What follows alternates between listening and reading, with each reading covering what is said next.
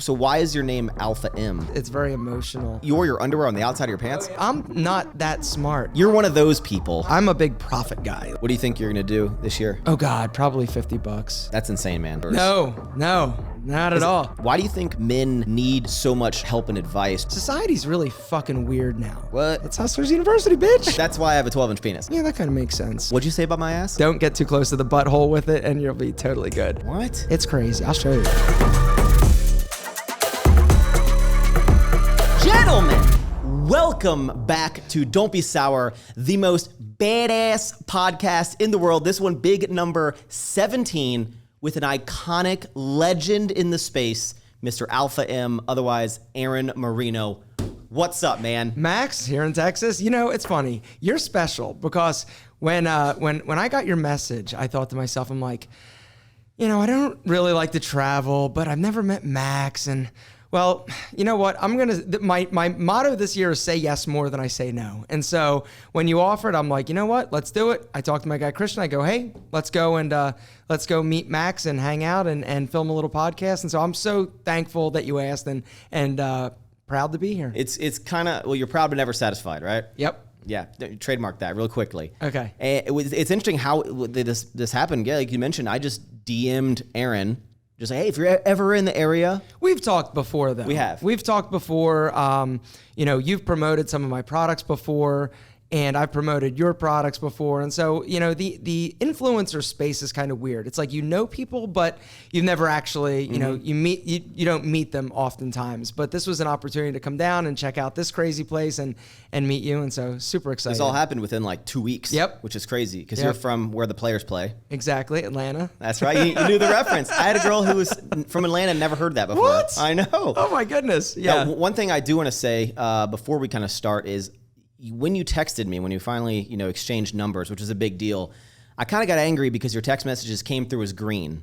Green. Oh, as in I don't have an iPhone? You don't have. Why don't you have an iPhone? Oh, you're one of those people. No, I'm not on purpose. Well, I am now on purpose, but no, I'm the anti-tech guy. And so I didn't want to get a BlackBerry. If I could still have a flip phone, I'd be totally Blackberries were that was the era. I love that. I had the curve and the pearl. Yep, exactly. And so I was scared to use it though. I am so anti-technology. And so Apple, I just never got into using it. And so it scared me to the thought of trying to not be able to, you know, transition or learn the new platform. But yeah, I rock Google. Pixel, baby. Just know that Pixel. Everyone that you text just is angry. Oh, I know. And a lot of times I won't even get jokes because somebody will be, I'm like, I didn't get it. It didn't come through. And so, yeah, it's definitely inconvenient at times. That's right. Well, we actually got you an iPhone today. No. So tell us a little bit about who you are, man. I always like to ask, if you were in an Uber, on the Uber here, because it's a long journey from the airport, 45 minutes. If the Uber driver was like, who are you? What do you do? What's your spiel? What I used to say when my wife got mad at me, this was back when I first started making videos. I said, well, I make videos. And she's like, you realize, and this was back in like 2008. She's like, you realize that people think you're like into porn. I'm like, no. And then, anyway, no, I say I'm an online entrepreneur. You know, I was fortunate to find something that I really enjoyed. I did it long enough. It's not that I was that great at it. And, you know, my success was simply because I was early. And, you know, it was funny because being that I started YouTube back in 2008, you know, this was like early days, right? Monetization, you had to like making money off of YouTube or the platform. It didn't compute. It didn't play into any decisions that I made. Right. And so the early days, it was all just about the content. Hey, if there's something that I have thought about or wondered, like, why don't I just make a video about it? And so that, you know, has afforded me the opportunity to start different brands and companies. Some have been successful, some haven't. The cool thing about me is that I'm older than a lot of guys on YouTube, right? I'm 40. So am I. I'm 46. And so, you know, and I'm so thankful that I had failures and a life and dreams before I ever found any type of, you know, success on this platform. Yeah. And so I feel like it really, not keeps me humble, because I hate when people say that, but I'm always like, every day I get up and say the same thing: don't fuck it up today. And so, I started some businesses, and so I'm an online entrepreneur. And you've been since 2008. That was when I graduated high school. Yeah, great, Max. Fuck you. I'm telling you, you don't look a day past 45. Good, okay? excellent. So you're like the OG on YouTube. You started, 2000. I thought I'm January will be 10 years since I've been on YouTube. You've been making it. What's 2008? Was that like 15 years? I'm bad at math. That's a long and consistently. Not like not even like I would use the word uber consistently. Uber consistently, yeah. And the interesting thing, like the early days were kind of ugly, on YouTube for me, trying to figure things out. When I first started, I was dealing with a business that failed, and so I was kind of, I think, self-medicating. I was drinking a lot then, and just not really taking care of myself the way that I had been or that I like to do. And so, like, every YouTube video, I would film it on Friday. I would be in my bedroom. I would have a little credenza, and I would have a 6-pack of Miller Lite sitting next to me. What? By the time I was done filming, I would drink 6 beers, and I'd be drunk and asleep on the couch. What? But yeah. Those were the dark days. I was just dealing with things and self-medicating through the use of, alcohol, and so I also used to chew tobacco, and so I ended up getting, the alcohol thing totally under control, and when I decided to quit tobacco, and so that was ugly back then, man. And then Side tangent. How do people get into tobacco? Because you have to be like, I want to see how this. Yeah, man. And then you have to do it for like a couple times to get addicted. Oh, no. Oh, I was so addicted to it. So here's how it usually works with tobacco. You're like, all right, somebody has a can of tobacco at a party, right? You're around your dudes, right? And then, yeah, exactly. You put it in and you get a wicked buzz. Really? And then you throw up and you get sick as hell, right? You can curse. Yeah, you get sick as fuck, right? I remember I was at Nicky Cimbello's house, and somebody had a can of Kodiak. Skull. No, it was Kodiak. It was like hardcore, kind of hardcore. Anyway, so I did it. I'm like, wow, right? I got all buzzed, and it was incredible. And then I threw up. Well, most people hate the way that they feel after that. Yeah. But I'm not that smart. And so I was like, yeah, let me do it again. And then from that point, next day I did it again, and I was a 2-can-a-day habit. That sounds like a lot. I don't even know what that sounds like a lot. It's the equivalent of 6 packs of cigarettes a day in terms of the nicotine. Yeah. I tried it one time when I was like in, maybe, I don't want to say middle school, but like early days. Sure. And I tried it with my friend in my room. I don't know where he got it. And it was like, we were just like disgusting. Yeah, and horrible. I would always see kids in high school, they'd be like in class. Hell yeah. Dipping and spitting. Oh yeah. And I did it, and I still love it. I love the idea of it. And it's funny because when you quit something like that, it's like you're losing a friend, because like I was so addicted to it. And that is the one thing that I thought, I will never be able to stop this. And then it was a January 2nd. It wasn't even like a New Year's resolution. It was, I don't want to be that guy that has mouth cancer 30 years from now and have to tell my mom that I knew better, but I continued to do it. And so from that point, I quit and never have done it again. And so this was about like 10 years ago. I don't know every girl, but I'm sure nowadays every girl doesn't think it's super sexy to have the dip mouth and spitting everywhere. Max, come on. When you're rocking what I got, I'm kidding.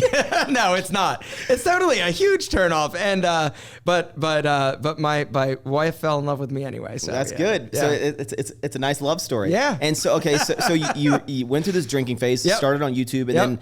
Like, why did you, because if people don't know, you are an icon.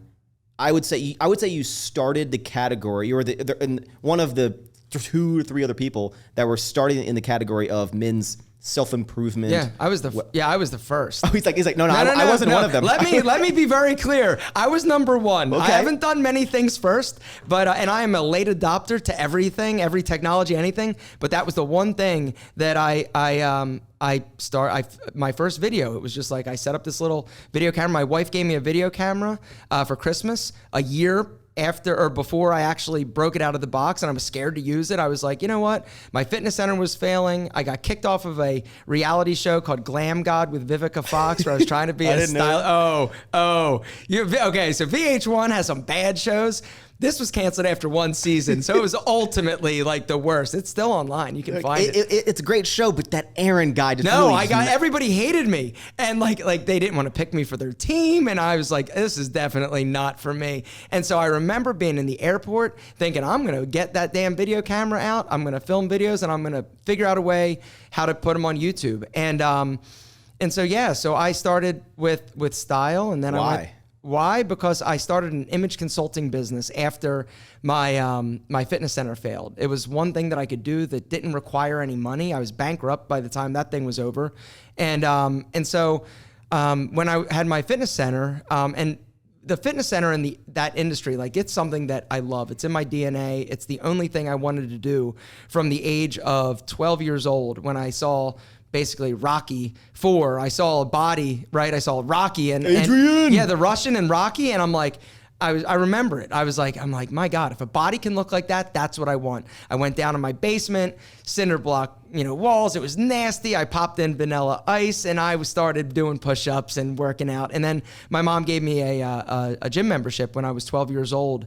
And 12 years old, that was the point at which I knew that was what I wanted to do for the rest of my life, because I had an abusive stepfather, a bad family life. But when I went to the gym, when I worked out, I felt my confidence just like skyrocket. So when you were bumping Vanilla Ice and Marky Mark, you were just like, hey, I can do anything. Oh my God, Marky Mark too, man. That body back then. People don't know that Mark Wahlberg, the actor, was once a boy band singer, Marky Mark. That was not a boy band. It wasn't? No, I don't New know. Kids on the Block was boy band. Marky Mark was kind of hard. Put some respect on Marky Mark's He was a Calvin Klein underwear model, and I remember looking at his physique. I'm like, damn, like Marky Mark is jacked. He must be juiced. He wasn't. So why did you think the world needed men's self-improvement? So basically what happened was I had this gym, I had this dude that I was really good friends with, that I was personal training. He was a meteorologist for the Weather Channel. And one day he was like, hey, I have a date. I don't know what to wear. I said, well, great. Let me come over to your place. I'll see what you have, see what you need, and we'll go shopping and grab you a new outfit. And by the way, your nose hairs are crazy, and we need to go get you a haircut. And so I also happened to shave his back because he was really hairy. I'm like, yeah, I got clippers. Come here. And so he went on a date, and then like 2 days later, he went back to work, and a woman, actually, his coworker, said, hey, you look great. And he goes, yeah, I got this guy. He took me shopping. And she goes, would he take my husband? And that was the moment at which I thought, you know what, maybe there's something to just a regular dude who happens to know more about shoes and pants than he does football help regular guys, because at the time, back in 2006 is when I started that, the only thing that was really out there was GQ magazine and Esquire. And it was right around the time when Queer Eye for the Straight Guy was starting to become a little bit more of a thing. And I thought, there's no real resource for just like regular dudes to just, hey, I don't want to look great for a runway or anything. I just want to get some ass. And so what do I need to wear? And so that was the idea, that I was going to try and start an image consulting company. And I started advertising on Google. I used to bid. I had a $100 budget per month for Google AdWords. Per month? This was back in 2006. So literally I was getting conversions for $3. Crazy. Yeah. And cold conversions for $3 back then. And so the image consulting, it started to kind of take off. I was still doing personal training, moonlighting, because that was my bread and butter, and the image consulting wasn't consistent enough. And so then I started posting videos. Were you always a suave guy? Like, how did you? Suave. Well, I mean, you're saying like to your friend who had a date, you're like, oh no, like, hey, we need to change your outfit. Like, you had a perception of like, kindergarten, right? Here's the story my mom loves to tell. Kindergarten, Max. I wouldn't go to school, kindergarten, without rolling an entire roll of Scotch tape around my ankles because I hated the way they flared. What? I would wear my underoos on the outside of my jeans because I couldn't. What are underoos? Underoos? Underwear. Yeah. Green Lantern, they were my favorite. Who calls them underoos? That was a brand. Underoos. Oh. Look it up. Underoos. Yeah, it's like superhero, like inspired underwear. Okay. So yeah, I was always into style. I got grounded when I was 6. Wait, you wore your underwear on the outside of your pants? Oh yeah. It's style, baby. That was style? It was fat for a 7-year-old, yes. I'm going to tape my ankles. I wanted them tighter. Okay. I could that flare. This is back in like the early 80s. at 5. Yeah, no. And so so that was kind of, it's always been something that I've just been really into. I learned to cut my own hair when I was 8 because I got some jacked up haircut, and I said, Mom, buy me some clippers. And so I started cutting my own hair, and then I cut neighbors' hair. And then in college, I cut friends' hair just to make some, $5 for beers. So then you started making YouTube videos of simple tips. I watched some of your videos from like 12 years ago. It's like, hey guys, like, we need to like keep your eyebrows trimmed. I removed a lot of the early videos, not because I was embarrassed of what I said. I went through this other phase. So my YouTube journey has been an odyssey of me figuring out who I was. Mm-hmm. And early on, you would see these people that would get popular for saying things were absolutely outrageous. And so I thought that that's what I needed to do in order to be popular. And so I started saying like really like some cringy fucked up things that like when I went back and I thought about it or I'd rewatch it, I'm like, I am not proud of that person. And so I just would delete them. Because I like insensitive jokes or? Yeah, insensitive jokes. Like I made jokes about like Madonna adopting like, African children and then, makeup. I was, so I would just say things just to try to get attention. Yeah. And what I came to realize is that when I dropped all of the act and just kind of got a little bit more authentic and just like sort of let people, as most people know, when they get they feel like you're being real with them, that's when things kind of click and that's when you get the most joy out of it and your audience gets the most joy. And so you just started cranking out these men's tip videos. Yep. How many videos were you putting out then? Probably 1 a week. Okay. Yeah. Now you're putting out like 1 a day. Yeah, like 4 a week. Crazy. And so what do you think of the era of, I got into YouTube around 2012, 2013. Yeah. And I was not the first, but I got in kind of the early phase of fitness industry. There was only 15 of us at the time, right? Totally. So I got in early, and you mentioned I got in at the right time. And I like to say, I don't think I would be the level I'm at now. If I tried starting now, I would be I'd be hard. Nobody would watch me. Yeah. Nobody would watch me. And, no, totally. And so when you started, did you see anyone else, like, if you were the first, like when did the next one was Antonio Centeno. He was the second person. Real men, real style. Real men, real style. He would stand there with his black and his hands, and it was really, really, really uncomfortable to watch. Yeah, gentleman. Exactly. So yeah, exactly. And so and Antonio now is one of my best friends. But yeah, and then and it's interesting because in the early days, I was coming off of the fitness world. So it started with style, but then it went into grooming. I was thinking, if I did a video about like, hey, what to do with butt hair, like early video. What do you do with butt hair? You trim it, Max. Okay. You don't shave it with a razor. How do you get in with the butt cheeks? Well, the butt cheeks, it's a grab, and come on. I don't have any Manscaped promos, so I never have anything to trim my butt cheeks, dude. All right. Anyway, it's you just gotta be careful. Don't get too close to the butthole with it, and you'll be totally good. And so I did videos like that. I'm like, if I ever had a question about it, because I'd been like, kind of into my grooming routine and stuff and my eyebrows. And I'm like, if I have this question, other people are going to have this question. And so that's kind of how it just started, just scratching my own itch. And I am very I'm self-aware enough to know that nothing really offends me, or I don't have any ego that I need to protect by saying things or not saying things that are, I am who I am. It's essentially, you say how, if I had this question, other people have that too. That's how I started on YouTube. I reviewed this. It's called an Inzer belt, just lifting belt. I know the Inzer belt. I saw the video. What? Yeah. Also, that was my first real video. The most uncomfortable belts in the world to put on that yeah. They're horrible. It hurts for a bit, but absolutely. You got to suffer through the pain, But you're deceptively strong. I'm quite strong. I know, which is I am not anymore. So I never was. We're gonna max out after this podcast. It's gonna be exciting. But I started that YouTube video because I was like, okay, I bought this belt because of someone that made a review. I was like, I bet people would be I'd be interested to hear someone else's opinion on it. There's not that many. Sure. I'll make a review, and it kind of started that. And so, why is your name Alpha M? So obviously Aaron Marino. No. Just what weird coincidence. No, it was simply. I was coming up with an image consulting business. I was thinking about a name. I'm like, what says like man without being too like king of the jungle consulting? And so I was like, Alpha male, a little too like in your face. And then it was like Alpha M.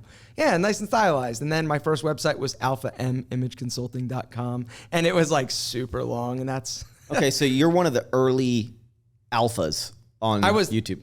I would like to say, Max, I'm the first alpha. You are the alpha. I am not. Well, yeah. In terms of names, yes, but unfortunately, alpha has become such a it's almost like a negative thing now. Like you've got all the I don't know if I get lumped into that, but I guess I say some ridiculous things. Like I'm not that's fine, but I'm not in the manosphere. I do not consider myself in the manosphere, but a lot of those alpha guys are absolutely.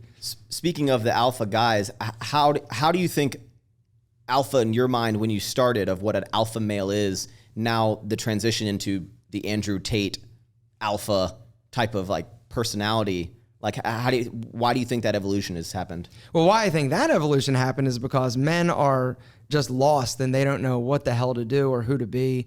Just because I think that society's really fucking weird now. There's all sorts of information and, guys, I think especially young men, I can't imagine. I'm so thankful that I didn't grow up with social media or cell phones or technology. Oh, fuck. You didn't have cars when you were young. No, it was walking everywhere, Max. I didn't have a car anyway, but no. No, I'm so thankful because I cannot imagine how hard it is to, just see everything that you see, to have this constant, bombardment of amazingness at your, fingertips. This is how you should be. This is how you should look. And so I think, and then society and the far left wing has kind of men have gotten kind of not a bad rap, but it's harder to be a dude now than I think it's been in a long time. A lot of people hate men. A lot of people hate men, or that we're toxic or we're oppressing somebody. We're just trying to get some action and make a buck. We're not, and so, or you've got the select few, these, some idiots like Harvey Weinstein that do absolutely atrocious things. They're shit people. Yeah. But lumping, that or trying to, make that a movement. I think guys are like, well, what do? I don't want to, get canceled because I, ask a girl out or whatever it is. And so I think that guys are just searching for some type of direction. And I think that there's a lack of strong male role models in the world and in a lot of these guys' lives. And so where they gravitate towards is where they are, which is the internet. And so it makes sense. And they latch on to somebody who's got a very, who looks the part, who, Andrew Tate, I mean, that's a whole nother animal. But I mean, here's some, handsome dude. He's got a ton of money. He's obviously outspoken. He's a smart dude. Yeah. He's always with girls. Always with girls. I mean, why would you not want to, and he's saying you're awesome and you can do exactly what I did. Why would you, how would that not be attractive to somebody? If you buy my course. Oh, it's Hustlers University, bitch. I just love the name. I'm like, dude, is that really? I think it got shut down. It did. It's crazy. Which is crazy. You rise to the top and then you got... It's so crazy. And which is one of the problems with whatever. Not that he was, saying I've listened to a few things once I started hearing about it. And when you hear the sound bites, it's like, how could anybody, oh my God. But when you really kind of unpack some of the other things that you don't see, it's kind of that kind of makes sense. No, I think with Andrew, I think there is a lot of extreme, outlandish things that he says that I'm like, okay, that's kind of an extreme take. That's pushing everything to the limit. But there's a lot of things that he does say that makes sense. And even with his extreme comments or thoughts, he does have reasonings behind them. I'm like, okay, I understand why you think this way because of your reasonings. It's just, people like someone to they want a person to hate. Yeah, and the other thing, I mean, when you think about what the hell, I just lost my train of thought. But no, with Andrew, he's also a symptom of our society with social media. The person, we created him. Yeah, it's like the person that says the most outlandish things that is shocking. It builds itself. You know, you had, Kevin Samuels. Do you know who he was? Yeah, who just passed away. Yeah. And I knew Kevin a little bit. He was the one who would have interviews with women and he'd be like, you're a 7, you're way, fat. And his story is very similar to Andrew Tate's in the sense that he was doing image consulting and he actually, he bought my image consulting training course and then basically disputed it with PayPal. He literally, I still think he stole $49 from me. But anyway, so he was doing image consulting and he was on YouTube a long time ago. But then he started doing these long form super chats. Yeah. And he was showing me, he's like, dude, look at this money that you're making, blah, blah, blah. And then when he said to a woman live, you're average at best, that was the point at which everybody went, you said what? And he skyrocketed because here you have somebody, you know, in that culture specifically. I've talked to Jeff, a buddy of mine, Style OG, and he was explaining the dynamics in you know, the black culture and why he was so incredibly popular and successful. And it seemed like the moment that he passed away, all of a sudden now Andrew Tate kind of, not that they were on the same playing field or stratosphere. Andrew is 1,000% more popular, but it was the same sort of thing. This tough love, I'm going to tell you what it was. But the last time I spoke to Kevin a week before he passed away, he and I had a falling out, but for whatever reason, he reached out to me on Instagram and was like, hey, I'm in Atlanta if you ever want to collaborate or talk. I said, hey, let's talk. I just, for whatever reason. And the thing that he was saying on that phone call was, you know, I just want to have people have, you know, better relationships. That's my goal. And so it's like, is it? I don't know. Did I agree with things that he said? No. But it's, you know, people that say crazy shit get popular nowadays. It's wild though. You can have opposing opinions and thoughts as someone and still like the person, or still like, you know, it's like, hey, I don't agree with you on everything, but I don't have to dislike you as a person just because of a couple things you say. Yeah. And so it's interesting how the world of men's advice, tips, fashion, health, you know, care, self-care has evolved, you know, since you started. Why do you think men need so much help and advice? Because to be honest, I look at sometimes of like simple tips. I don't know if you know this, but I started a fashion channel at one point, and it was like, I remember. Yeah, you had that brown leather jacket that I still covet to this day. Nice. You still have it? I have a Cole Haan one and a Coach one. Ooh, I had a Coach one. I gave it to Antonio. Nordstrom rack. Too boxy. But anyway, for me. So I would start these videos and I'd make these such simple things like, here's how to roll your shirt sleeves. Here's, hey guys, you should, you know, not wear the button all the way up and don't wear an undershirt. Like simple things. I'm like, oh, I can't believe people don't know this. I might go one more down. Come on, dude. Max. You do 2 down? Hell yeah, 2 down. That's how you. See, I consider this still 2 down. Oh, but you're 3. You're conservative. You're a little conservative, Max. Look at that, Ladies, we're gonna keep it. You're welcome. You're welcome. There's just one lady I care about how I look, you know. But I would make these tips that I'm like, you know, that's crazy that guys need this such simple advice. I'm like, okay, I understand on one aspect, but you give a lot of just advice of men on how to like build their confidence, talk to women.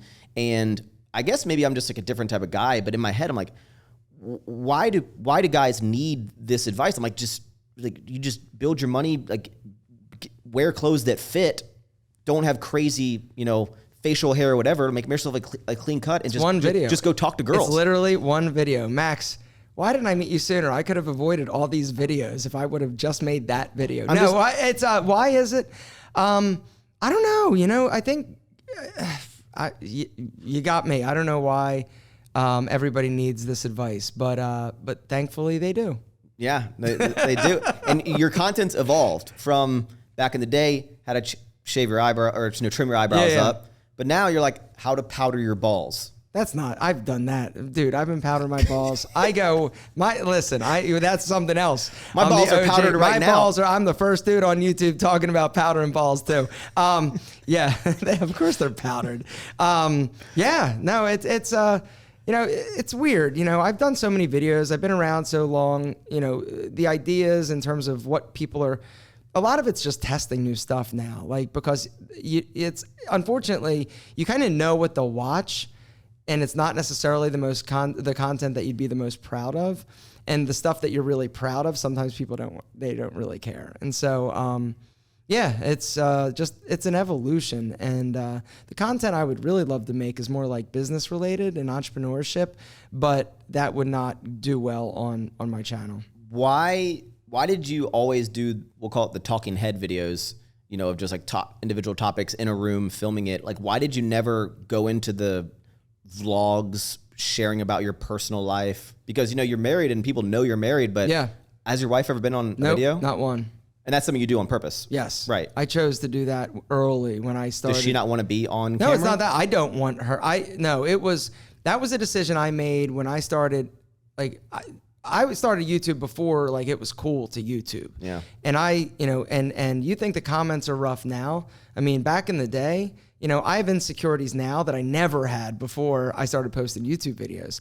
And so seeing what they were saying about me, I have pretty thick skin, but even as thick as my skin is, there are still things when they say it hurts and you think about it. Yeah. And so it doesn't matter how beautiful, how amazing, how whatever, it's that one comment that gets you. And I decided, I'm like, okay, this is going to be my thing. I'm going to put myself out there. I don't want to choose to do that for somebody else and my wife. You're protecting her. Yeah, I'm protecting her. And plus, the other truth is that I want something for me. Like in the world of vlogging and everybody sharing, the fact that they ate corn and they had corn in their poop, Don't talk about my channel like that, bro. I'm not saying you, Max. Did you have corn? Anyway, no, I mean, it's something like it's for me. It's my private life, and I still think that even in the world of social media, it's okay to have some type, or I need some balance. I need that when I go home, I'm not on, or I'm not talking, or I'm not trying to be like, hey, honey, say something funny or look cute or wear that out. She probably does all that without even asking her to do it, exactly, man. Max. See? I know. And so, yeah, that was a choice that I made a long time ago. And, it is what it is. Has the conversation ever come up of like, you're hiding me or anything? No, or she's no. like, no? No, she doesn't want to be on it either. She's scared. Really? Oh, yeah. I mean, yeah, because it's it can be brutal. I mean, and, for somebody who is not a super, like somebody who wants to be like in the public eye or doesn't really crave attention, it's not something that I think most people would sign up for. It's a weird, like being a YouTuber or being an influencer, it takes a different type of personality. Yeah, I agree. And I don't think most people were built for it, and or should be. So no, that has never come up. That's good. Yeah, that's how I've just recently gotten into a relationship. My wonderful Congratulations. girlfriend. Thank you. Yeah. No, it's going great, and that was a tough thing with me. You were already married when you started YouTube, right? So it's slightly different. I've been single for so long, so whenever I would talk with a girl. But you've done 27 videos about your new girl. I know. We got to maximize those views. I have no idea what you're talking about. But with her, it was always, we had to make sure. I think David was dating her on one of the thumbnails. We like to make it think. Okay, yep. Got it. We like to confuse the audience. Yep. But even with her, I did decide when to show her on camera, because I was like, if for God reason anything doesn't work out, now I need to go through the trauma of like explaining to my audience, having a million questions, like asking every single thing. And then even when I brought her on, I was, hesitant. I mean, she's a fantastic, beautiful girl, but I was like, what is like the one dumb comment someone's going to say that it's going to offend her, make her feel less good about herself. Yep. And then I have to deal with that. But, it's, I think you're in kind of like a different world, because I'm so like let people into my life that I think vlog. I think people are nicer to me. And that's one of the reasons why I don't vlog, is that I the other reason about the talking head videos is that all my videos are sponsored. And so for me to try to, like, I have a very structured day, and it's also not very interesting, if I'm being honest. Like, I do the same thing every single day, Monday through Friday. You think it's not interesting, and I think the same way, because I do the same thing, but that's what the people tell me. They're like, it's interesting. Like the fact that you do this and that and go to these businesses and do this. And I understand that it would seem exciting, but it's not something where, vlogging takes work all day, right? So for me, I can figure out what my video is. I can go into my little studio. I can film it. I can sit there and edit it. And, it's 2 hours and I'm done, right? And I made, money on it. You edit all your videos? I still do. Do you make all the thumbnails? I do. So even like the one you just put up where like you had like a tiny little body and like normal size head? Christian does that. Okay. One. So yeah, I have no Photoshop skills. I edit all of them unless I don't. Okay. So sometimes Christian helps me with some of my thumbnails. And I recently, as of like 2 weeks ago, just to try to improve kind of like the quality of my videos a little bit, because I will just keep doing the same thing. I hired a guy to kind of add just like some B-roll and images and some text and stuff like that. But yeah, I edit every video of mine. And because nobody would be able to edit one of my videos in less time than like 2 weeks, the way I film them. Really? Oh yeah. What's interesting, like I never let anyone, like Oz will edit a segment that he films, but I've never given a full vlog footage from a day and given it to someone to edit, because I was like, you're not gonna be able to do it. But see, for you, I'm like, your content, like of course someone could edit yours. No, not at all. There's 200 clips when I'm done. and like 10 of them are me trying to say one thing, and I'll remember, no, it's that one. Like I can edit a video. It's always the last clip in the sequence. It not always, Max, but that generally speaking is, but no, I still like it. And the thing that I think about, and everybody gives me shit for still editing my videos, because I mean, it's a lot of work. You do it every day. I'm editing, and doing things at night at 9 p.m., 10 p.m. But when I think about the life that it has afforded me and the success that I have acquired from this, filming a video and editing a video, if it takes me 3 hours of my day and you can make millions of dollars a year, yeah, I'm good. And like you have you started it. I love it. Yeah. And that's the thing that I think people I want to tell like all my friends. They're like, well, you should really, your time is more valuable. I'm like, this is what I enjoy doing. Why is everybody trying to make me stop doing what I started and I love? Like, leave me alone. I edited a video on the plane. I told Greg, I'm like, I got a video. I was excited to edit this boot video. And I was like, look, I even filmed some B-roll, so I still love it. No, that's people say I shouldn't be editing. I'm not like, I like the process of editing, or even there's certain things with the business that everyone's like, you got delegate. Like, people think you need to delegate every single possible task. And I'm like, there's certain things like I want to do these things. I made like an entire product catalog for sour strips with like all the images and the different candy and stuff. And I was like, I easily could have given that to one of my graphic guys. Yeah. I was like, I wanted to do it. Yeah. And it's like, could they have done it faster? Probably, but like, I wanted to do it. So I don't care that it maybe isn't the best use. I was like, I wanted to do it, and I'm able to do what I want. And so with all your videos, I mean, I'm sure you run through the problem of like, I've already talked about this, but do you have of like, hey, it's been 6 months since I've made this topic, I can circle back to that topic? Not really. I typically, I know what basically in January, I know what my schedule is going to need to be in terms of my sponsorships for the entire year. What? Generally speaking, they'll sell my entire year's worth of advertising before the year even starts. December, November, that's when, the companies are figuring out, okay, we'll do 12 videos where we want it once a month. And then I know that each month I'm going to need to do 2 Pete and Pedro, 1 Tiege Hanley, Enemy possibly, and so I have my schedule pretty much. So a lot of the times it revolves around the sponsor in terms of how do I creatively integrate this? Because I don't do spots, right? I don't just say, hey, real quick, guys, before we get started, this video is brought to you by, Skillshare, and do the little pitch and then get into the video. I try to make it, and the reason why they keep coming back to me and I've been so successful in the advertising world is because I convert higher than everybody. And the reason is because, my pitch starts before right at around minute 3, and I sell super hard. And I don't promote anything I don't believe in. I did it one time, and I knew it was a mistake. The moment I just took the money, I didn't believe necessarily in the product, or I knew it was a bad idea. What was it? It was a testosterone boosting supplement. I took the video down. And now here's the thing: whenever you talk about hormones, it's really weird, or like people. Something else I wanted to remind. Are we? Do we have to? No. Yeah, no. I checked just so I can get. Yeah, just ignore when I look at my watch. Okay. So it is a nice watch, though. Thanks, man. Anyway, so yeah, it was a testosterone boosting supplement. But so I have a history and a background in the nutrition industry.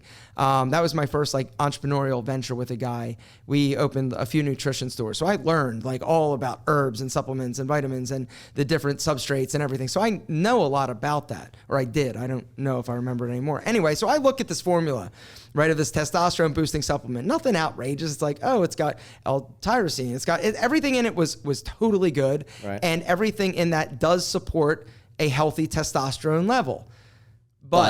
But because they say and made the claim back then, this was before a lot of the regulations were around this type of thing. Because what most people don't know is that the supplement industry, whether or not it's a vitamin or protein powder, nothing's really regulated by the FDA the way the food is. And so you're kind of trusting to some degree the honesty of the nutrition or the supplement company that's actually building it and selling it. And so, anyway, it was my audience freaked out. I took the video down. I gave them their money back within literally 2 hours. I'm like, this isn't right. Well, it's good. It's good to have, honestly. I try to do the same myself. And a lot of times, let me know your opinion on this. I'm fine with promoting a service or a product that I don't necessarily use on a consistent basis, but I see the value that it brings, and I'm like, I think people would get benefit out of this, even though I don't. Like, it's, for example, I work with HelloFresh. I love HelloFresh. I think the meals are very, very good, but like, I'm not a big cooker. So a lot of times people would give me flack. They'd be like, Max, you don't even cook. Why are you promoting HelloFresh? I'm like, because I see the value in it. Just because I don't personally use it, I don't think that's 100%. Selling out. 100%. And that's one of the things that people would always give me shit about promoting watches, right? Like some of the fashion watches, right? Well, first off, the watch community is insane. But people are like, well, you wear a Rolex. I'm like, yeah, but guess what? A 24-year-old dude coming out of college doesn't need to spend a lot of money on a watch, but he wants to have a watch that looks cool. And so I love all watches. It doesn't matter if it costs $100, a Timex Weekender's $40. I love them. I'm a watch guy. Yeah. And so, just because I don't necessarily wear it, I can afford not to, or I can afford what I want or something like bigger or better or whatever, doesn't mean that it's not a great product. And I think it would be awesome if I was, my demographic or a younger dude. When I made the men's lifestyle channel, I made one video and it has over 1 million views. It just popped off, and it was called "Why I Wear Cheap Watches." And now the watch I have now is an Omega, and which is about a $3,000 watch. And this was a gift for me. I didn't buy this. I've never bought a expensive watch, because in that video I said, I'm like, I'd rather have a whole bunch of cheaper watches and change them up and change the look throughout my time. All my watches that I've had before I started working with Movement were like, I'd buy them used on eBay. They're like Burberry watches, Lacoste watches. And I made this whole video was saying, hey guys, I understand, like, these are not timepieces. These are not something you would hand down to anyone. I was like, I wear it. I was like, it's cheap. It's $100. If I break it, if I go out and I scratch it, I'm not going to freak out. And everyone was like, well, you wouldn't scratch a really expensive watch. And I'm like, guys, like, I'm not saying that it's like, I'm not like, Movement is not trying to be Rolex. Nope. And people cannot wrap their heads around. So one of the videos that I got canceled by the watch community, I did a video talking about why Movement is better than Rolex. I've seen it. And I got people like, if you have a $100 to $500 watch, you're like, you can't wear a watch unless I gave 5 reasons why why Movement's better than Rolex. And one of the reasons was, if you lose a Movement watch, you're not that upset. If you lose your Rolex, you'd be pissed. And then I made a joke that that people thought that landed wrong about let's look at the heritage. I don't know Waldorf Rolex or Waldorf whatever, but Movement was started by 2 dudes our age that basically built a huge business that from nothing, and I'm super inspired by them, so I like them better. So it was a tongue-in-cheek kind of reasons, but people fucking lost their mind, and then I got set up by this other dude that I thought was my friend with this one video that anyway. People, the watch community is a strong community, but it's kind of like when I go travel, I have the one nice accessory I've purchased for myself is a Cartier Juste en Clou nail bracelet. Really? I love it. I bought it for myself for my 29th birthday. How much was it? $8,000. What? I know. A bracelet? Yeah, a little nail. It's white gold. Oh my God, yeah, Max. I know. But candy. There's money in candy. This is 3 years ago. Oh my gosh. Yeah, I bought it. It was just like, I really liked it, and I bought it for myself. Sure. But for example, like when you mentioned, like, I don't care if I lose it. Like when I travel when I go to Cancun with my girlfriend, I don't take that $8,000 bracelet, because I throw on my $50 Movement one that I like as well, that I wear a lot. Yeah. But I'm like, because if I mess it up, I still like it, but I'm not going to be freaking out. So the whole watch community is insane. They're insane. And the only people that care about the brand of watch are watch people. Yeah. If you're like, a girl's not going to come up and be like, what kind of, how much did that cost? Exactly. $150. Get away from me. Get away from me, you peasant. It's insane. And so you talk about how all your videos are sponsored, and how the thing is, okay, I got to talk about powdering my balls. So I'm going to think of the other 6 things that would make sense to go along in the video. Yep. So sponsors kind of like run the direction of like how you make content. A bit, yeah, but it's great because I do have a very broad range. I've got everything from, food services, like I have Factor now, that is an incredible service. And then I've got a company that I'm very proud that I have that had they got canceled, and it's BetterHelp. They actually reached out to me, and I turned them down because I heard about no, it's totally no. And that was it's legit or not legit? Oh, 100% legit. And that the reason they got canceled was such bullshit. It was the mob that just went after these little things in the terms of service, kind of like at the gym here, where it's like, just know that you can be on film, and then somebody gets pissed off when they're on film. It was completely, and they fixed the problem. No, I was one of the first people that took them back after they kind of went off. So I should hit them back up. They're great. Okay. Amazing. I mean, and because mental health nowadays it's never been more, I think, important. And I think having a resource like that, that, they have financial aid available. This isn't a BetterHelp promotion, but it could be. Actually, today's video sponsor. Yeah, exactly. I love that. And then other things, shirt companies, pant companies, boot companies. And so it allows me to really, do whatever content I want. Do you remember what was your first sponsor video? Yes, I do. It was called, it was actually, my first sponsored was a dude sent me a purple scarf. It was called Brighter Man. It was an accessory business. And this guy, Paul, who actually works for me now. What? He was over in the UK. He's like, hey, I've got, some accessories. Would you like me to send them? Would you talk about them? Is this paid sponsorship? No. No. I want to know your first. It was, the first paid sponsor was Blank Label Shirts. What label? It was called, exactly. Thank you, Max. I almost fell for it. But yeah, Blank Label. The guy Fan B, I actually talked to him just the other day. It was and they made even an alpha collection. They paid me for a pre-roll. Was it Blank Label? How much was was it Blank Label or was it? Yeah, it was Blank Label. How much money did they pay for your first ever sponsorship? Oh God, probably $50. $50? I mean, it was probably $50. And I have that $50 framed. Really? No. It's funny that my first ever sponsor for my YouTube was this company called I'll Pump You Up, and they paid me. Was it Penis Pump? It actually was. Was it? That's why I have a 12-inch penis. Exactly. Ladies, you're welcome. I'm just kidding. I have a 13-inch penis. So no, it's and this is before I understood the value of my worth of charging people for sponsorship, because they would pay me, and I was ecstatic to get this. They're like, we'll give you $50 worth of supplements from our website. It's a supplement reselling company. It would sell a bunch of different brands. Yeah. They're like, we'll give you $50 credit per month. All you have to do in each of your videos, you just put our 6-second logo intro at the beginning of every video. It's only 6 seconds. We'll be $50 into the month, $50 a month. And I did it because I was like, I don't care. I was like, what? It's 6 seconds in my video. I'm making, that's my protein for the month, right? Yeah. And I had a friend tell me, he's like, Max, this company is getting branding in the beginning of every single one of your videos for $50. Not even $50. Yeah, exactly. And I was like, I don't care. He's like, bro, he's like, know your worth. He's like, you're worth more than that. They're benefiting so much more. And it's interesting how, you started at $50 and now you've evolved so much because your content and you've grown. And now what's a ballpark of what you would charge for an integration? It depends. It depends on the brand. I mean, right now views are down, and so you gotta have a minimum though. I wouldn't take, if someone offer you $1,000, you're not gonna take it. No, that's actually not true. I did there's one company that I work with that is actually the only affiliate company, but it's because I really believe in the product and I know that I can sell it. Mm-hmm. And so it's been really, really great for me. It's a what kind of company is it? They do fraud monitoring.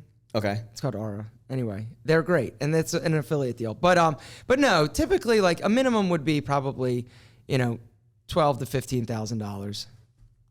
$12,000 to $15,000? Yep.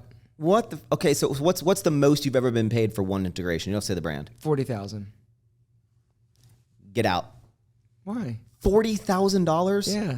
For one brand deal? Yeah, that's compared to some of these other people, man. That's okay. So now you said, but that is the rare exception, and typically that's a big brand that has a budget, that is paying for awareness, right? Yeah. And most companies don't. Correct. do that. And most companies aren't looking for brand awareness.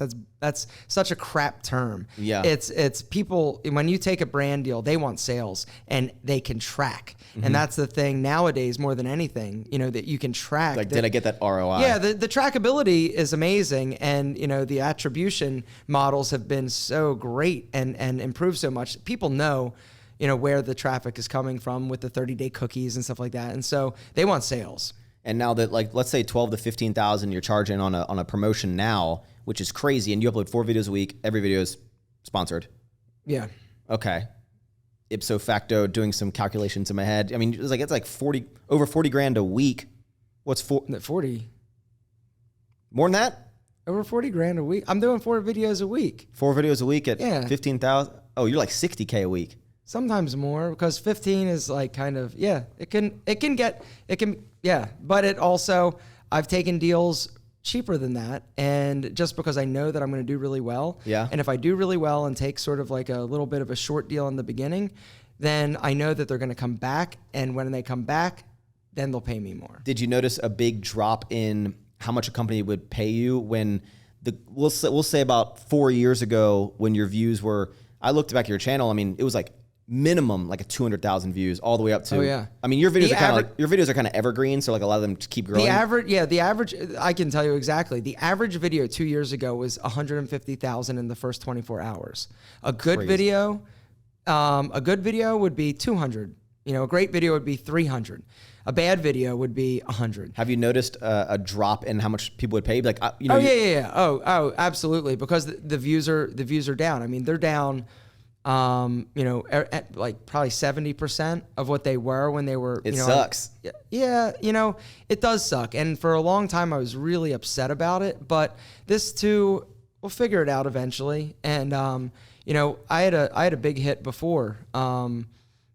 A few years ago, and I started to go down. Something happened. They changed the algorithm or the way that something worked, and I was pretty bummed out because views were down. And that's when I bought this watch, and I engraved "Get to Work" on the inside of it, just to remind myself, like, you can figure this out. This is a momentary lapse in whatever's going on, but just figure it out. And so I'm in the process of figuring it out. I'll figure it out. Do you think?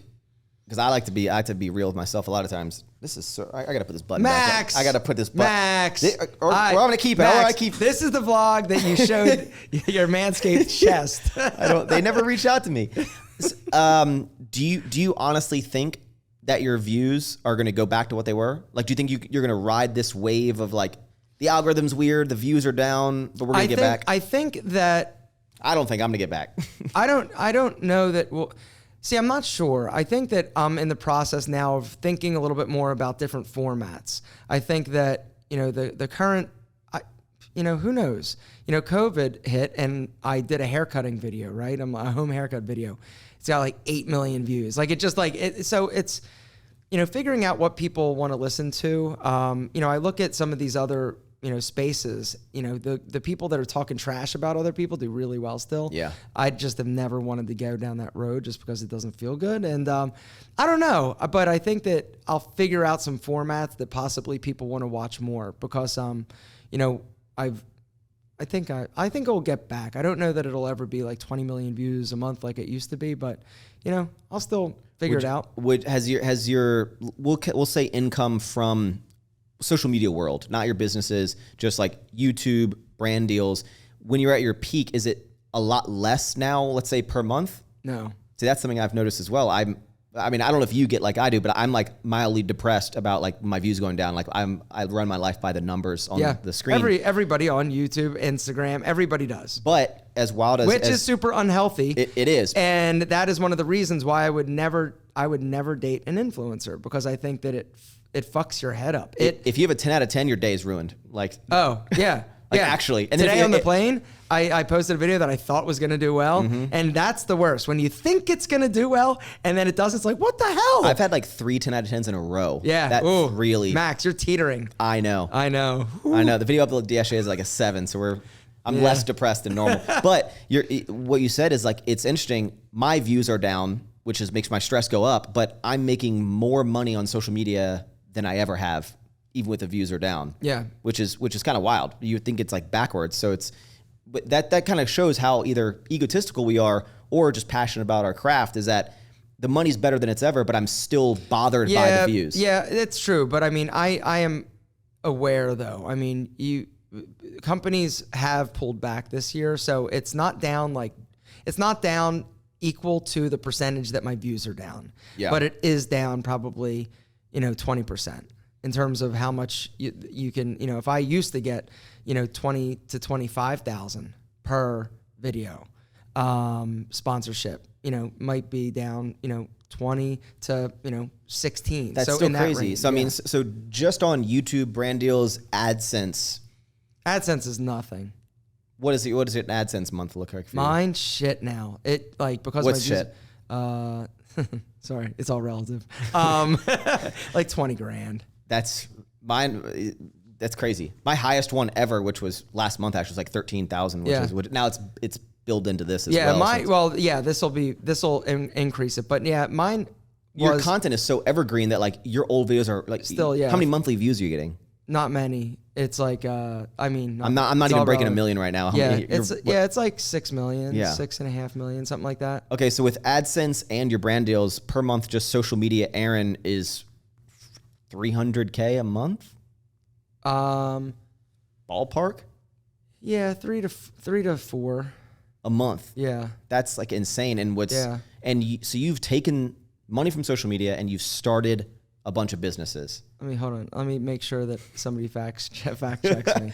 Yeah, it's like 250 to 350, in that range. Now it'll get more as we're in our slow month right now, slow time. The summer's kind of slow or lower, so I have a few more deals that have not been sold. But as we start now ramping up, I'm gonna have to do extra videos. So I mean, in November.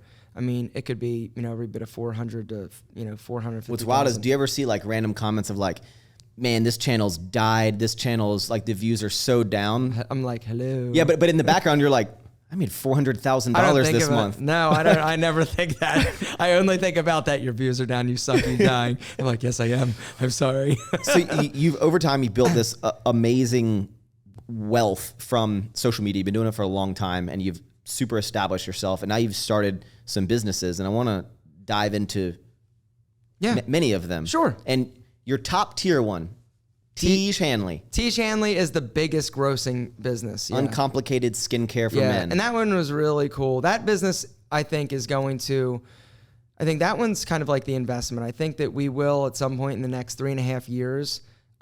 There's a reason for the time frame, but I think we'll end up being acquired by one of the big companies.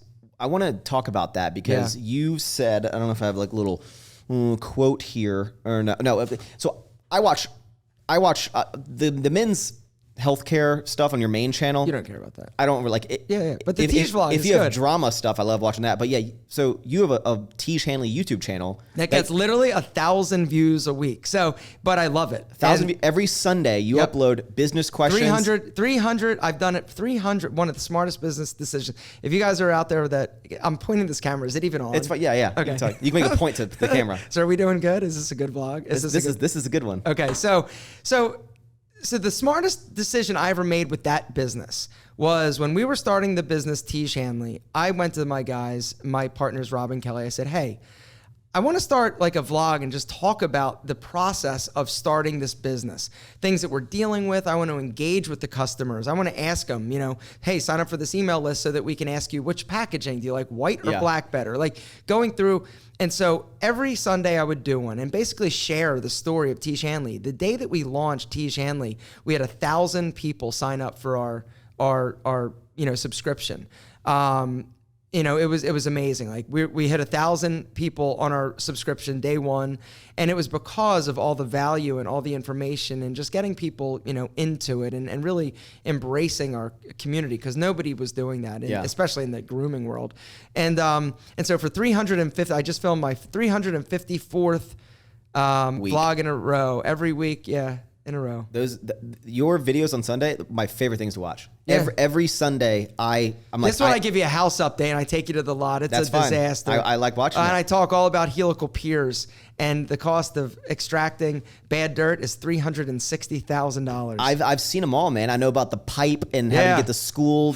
I know about I know everything, and it's cool because you know why? It's because like you're letting people into your life there. And you're sharing about your business. You're talking. You're being real, and it's like I connect with that content so much. Yeah, love that. But in one of them, like you've talked about how selling your company, being acquired, but something that I've always had a conundrum with is, anyone who has a business, the thought of being acquired or do I want to get acquired is like, comes into their brain. And from Shark Tank, which we'll dive into a little bit later, I think it's Mark Cuban who's always said I don't like entrepreneurs that have this exit strategy. Maybe it's Barbara that's like, if you have an exit strategy, like I don't want to be associated with you because like you're only building this to sell it. Like what's your mindset? Like you're very open of like, if a company bought it, like I would sell it. I would sell it. I do want to sell it. Here are the keys. No, absolutely. So the one thing that the reason why people say that is because, in terms of like the sharks, because Kevin O'Leary said the same thing.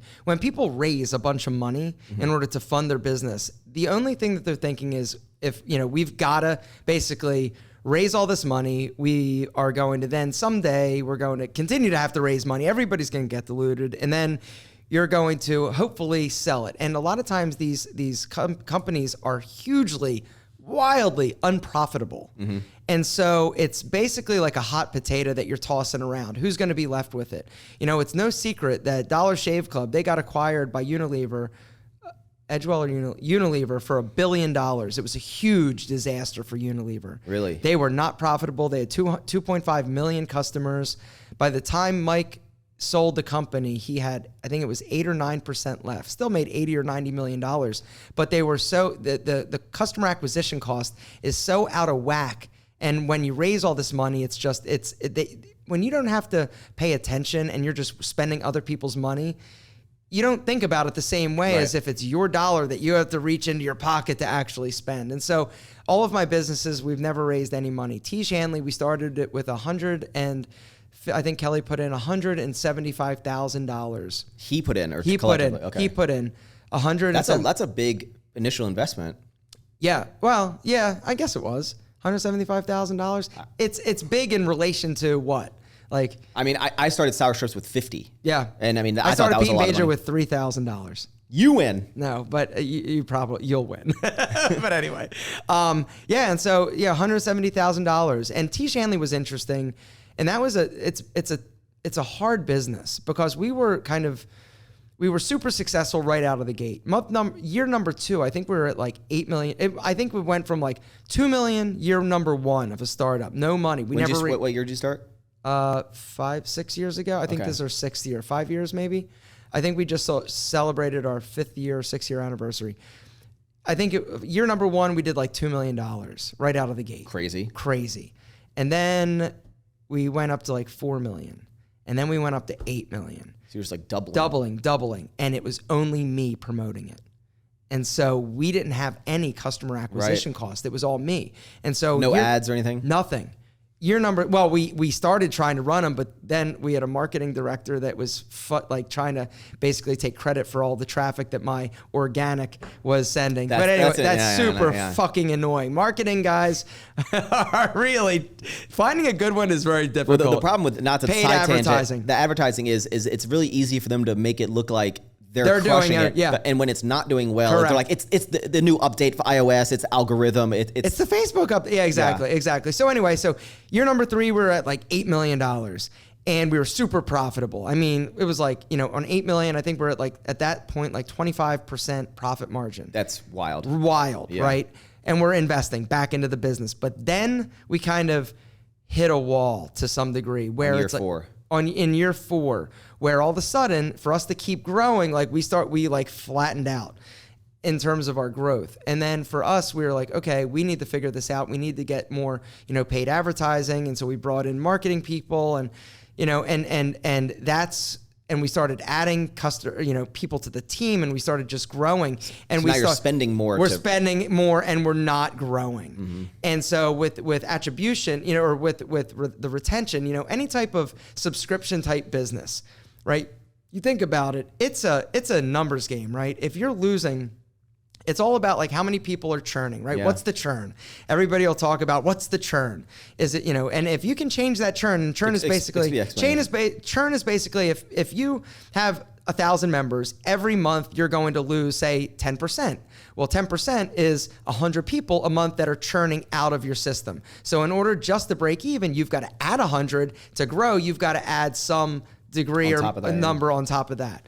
And so, your churn, that's the number that is really tricky. At what month, what's the customer acquisition cost? What is the LTV? How long are they customers? And so we started spending more money to grow our team. And all of a sudden we saw our margins, because advertising, that is the digital advertising is like the big black hole of money spending. And it's just like burning. Thousands a day you can burn. And just throwing it down there. And so our margins started to shrink. And then you combine that with some of the supply issues. We've had issues with vendors, and there was an issue with one time we got bad marine collagen, and people, email in and be like, hey, why does my face smell like fish?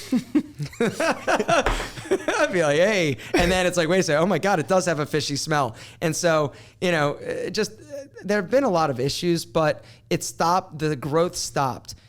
Interesting side note, last year during COVID, that was for grooming companies a huge, spiked. I mean, if you look for honestly any like e-commerce, our peak was it was. But was it for clothing and apparel? No, I'd say for candy. It was like spiked. Yeah, booze, candy. My buddy is anyway. We can talk about him later. He's Hershey. So what happened? So all these other businesses, the grooming companies, and my other one, Pete and Pedro, just spiked 20-30% higher, in 2 years. Tiege Hanley didn't see that, and we're like, why did we not grow like that? It was because we had a bunch of shit that was wrong. And but now we fixed it, and we finally, after 5 years, have kind of figured out and gotten our funnels tight and the acquisition game. And for a while, we tried doing different things, like we cut discounting, thinking, okay, we're going to go with a no discount strategy. And that really, I guess that was kind of the beginning of the end of the growth. That was in like year number 3 that, our founder, Kelly, was like, because he was so pissed off. Like literally one guy made this decision for our company because he was gaming the system and reselling. He was buying it at a discount. He was setting up all these different accounts, and he was basically making the delta. He would sell it on eBay. Right. And so our founder was so pissed off that somebody was trying to screw us that basically nobody gets discounts. And so it was a big tactical error, because we stopped growing. We kind of started going flatter, and then we started to dip a little bit, but finally we've come full circle, and now we finally have started to figure things out and started to grow again. Are you going to grow this year in year 5? Yeah. What do you think you're going to do this year? We're on like a $20 million run rate. So you went year 3, you had a little dip at like 8, and then you're going to... We never did less. We never went back. We always made more money. It's just instead of growing 100%, you're going like 40%. Yeah. So that's what you call like slowing down. It was slow down to like 5%. I will say, guys, if you start a business, you're not going to 100% grow every year. No. Although that'd be nice. No. And and that's one of the things, as a business owner and entrepreneur, it's really frustrating. It's like the one thing you can measure is what you do at the end of the year, right? And it's not just what you do at the end of the year, it's how much profit. I'm a big profit guy. Like that bottom line. I don't really care. Like with Pete and Pedro, I run that differently. Tiege Hanley, we've figured out what we're doing. We also converted the company into this new entity that's now a C Corp. It's called a QSB, Qualified Small Business. If you hold it in this account for 4 years, you get a valuation on the business. And then in 5 years, if you hold it and don't sell it, you get up to $300 million tax-free, or 10 times whatever the value is going in. I have no idea what you just said. Yeah. It's all so interesting. Have you ever told the internet that Tiege is going to do like $20 million this year? Not really. It's a run rate, right? So if everything goes as we're planning. Yeah, if you annualize from today, out 12 months, if we stayed the same and didn't grow, yeah, it'll be right around with Amazon and with our .com. Yeah, it'll be right around, close to 20, probably 9.5. And like what kind of margin, like profit? Now, not 25? Not 25 anymore. No, but we're getting more profitable, and that was kind of like the big initiative. At the end of last year, we basically cut a lot of our expenses. We got rid of a lot of the fat in terms of staff, and so we've started to become profitable again. And it's interesting here. We were running almost like negative. No, there's months, I talk about this in my YouTube videos, there's months that like I'll spend more than I'm making even with Sour Strips. And, Sour Strips last year did like $8.5 million. But on that, I had a 5% profit margin. Yep. Like it made, what was that? It was like $600,000 profit, because it's just so expensive to scale. Like the bigger your company gets, the more money you have to spend. Yep. You think it makes sense, but like, you're like, oh, but this year, how much, Max? This year, I think our run rate, I believe, will break over $10 million. Wow. I think your margin, has it stayed 5? I have not crunched the numbers. Yes. But I think maybe we'll hit 10, maybe. Like I think the 5 to 10. Like it's not a super profitable business, but it's something that it's because it's just taking so much cash at the moment. Yeah, and I'm learning a lot. A lot of the things that I was spending a lot of money on, I'm spending less money on. While there's things that I'm increasing spend in other areas, I'm trying to always find the things that I have to spend money on. How can I cut those costs? Yeah, and Tiege Hanley now, we have an unbelievable team. Yeah. And we've just got some really great stuff happening with the influencer space, with the paid advertising. So Tiege Hanley, I have big hopes for. There were frustrating times though. I mean, not everything is, everybody I think assumes that if you have a business online and you're, an influencer, that you're always crushing it. And the other reality is that most influencers want you to think they're always crushing it. Yeah. But that is not how it is. No. And so yeah, it's been a challenge, but for us, we've never raised any money, which is crazy to get to this level. And the fact that we are now turning the profitability sort of dial. In the next 3.5 years, I think we're going to be really, really in great shape. I think besides clothing, I would say most companies that are a CPG product, yes, for you to get even to like $10 million and not raise money, let alone 20, it's not common. That's like, no. Like the fact that we're going to break 10 Sour Strips and I haven't put any money in besides my original $50K investment. Not common. Yes, no, not common at all. And it's hard. And even yours, like to 20 million. And it's like, it's super hard. And that's the thing. Whenever you think, and that was one of the interesting things when we were talking yesterday, just about some of these like apparel brands and everything. Everybody, the numbers get so crazy. And that's the thing that's so hard to kind of wrap your brain around. Everything's relative. The internet will fuck up your perception of a dollar. It did mine. It did like most people. Like I remember how hard I had to work for $1,000, before I ever found any type of like, now internet people are just money. getting money thrown Not at them even left that, and right. but I mean, it's hard. It's hard to make $1. And, and the online business is it's a hard grind, and it's figuring out and getting little wins. Pete and Pedro, is my little baby that I started with $3,000. But that one I'm real excited about. That's the one that I've always been really focused on my bottom line. Before we dive into Pete and Pedro, to finish out the Tiege Hanley talk. So to circle back to the original question is, so you do want to sell Tiege Hanley? Yes. Do you have a dollar? I mean, I don't know if that's something that you want to like put a number out there. Like, no, who knows? I mean, I would be disappointed if we didn't grow Tiege Hanley in the next few years to 50 million and get some type of multiple on that. So, I would be disappointed if it was under, honestly, if that could happen. I mean, if it was under 200 million, I'd be pissed. Not bad. Do you think you'll need to raise money to get to 50 million? Nope. Won't do it. Because you can't we are self-sufficient and we're figuring things out. And I think that we've got some really good things in store, and so I think we'll be able to do it. That's insane, man. And now maybe, but it's all that's best case scenario, right? So now Pete and Pedro, which I don't know if you explain, we'll have it on the screen, but like the Tiege Hanley is a men's skincare, lotions, creams. Yep. all that good Exactly. jazz. Pete and Pedro, hair care. Hair care, That was body care. you started that before Tiege Hanley. Oh yeah, 2013. What explain a little bit about Pete and Pedro and kind of like Pedro, where it's at. When I started Pete and Pedro, it was a private label. I white labeled some hair products, right? I got kicked off a Shark Tank without a deal for my Alpha M style system.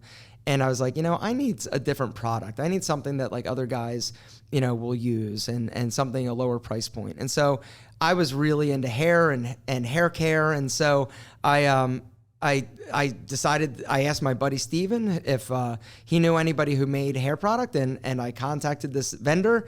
They sent me some samples. I contacted a few vendors. I found a line that I loved. Yeah. And my first opening order was 96 units and 5 different products. And I had my label on it, and I had a website, and I bought my Dymo printer and a stamps.com account, and I was off to the race. I don't even think I had a Dymo at that point. I think it was probably like me printing other labels. I literally would stand in the line every day. I'd go to the post office and stand in the post office line to basically do postage for 3 products, 3 units, 3 packages. It's the origin, man. Yeah, it's funny because my wife and I, we go down to Florida and we pass this one post office. In one trip, I said, I got to find a post office because I got to ship these 5 boxes out.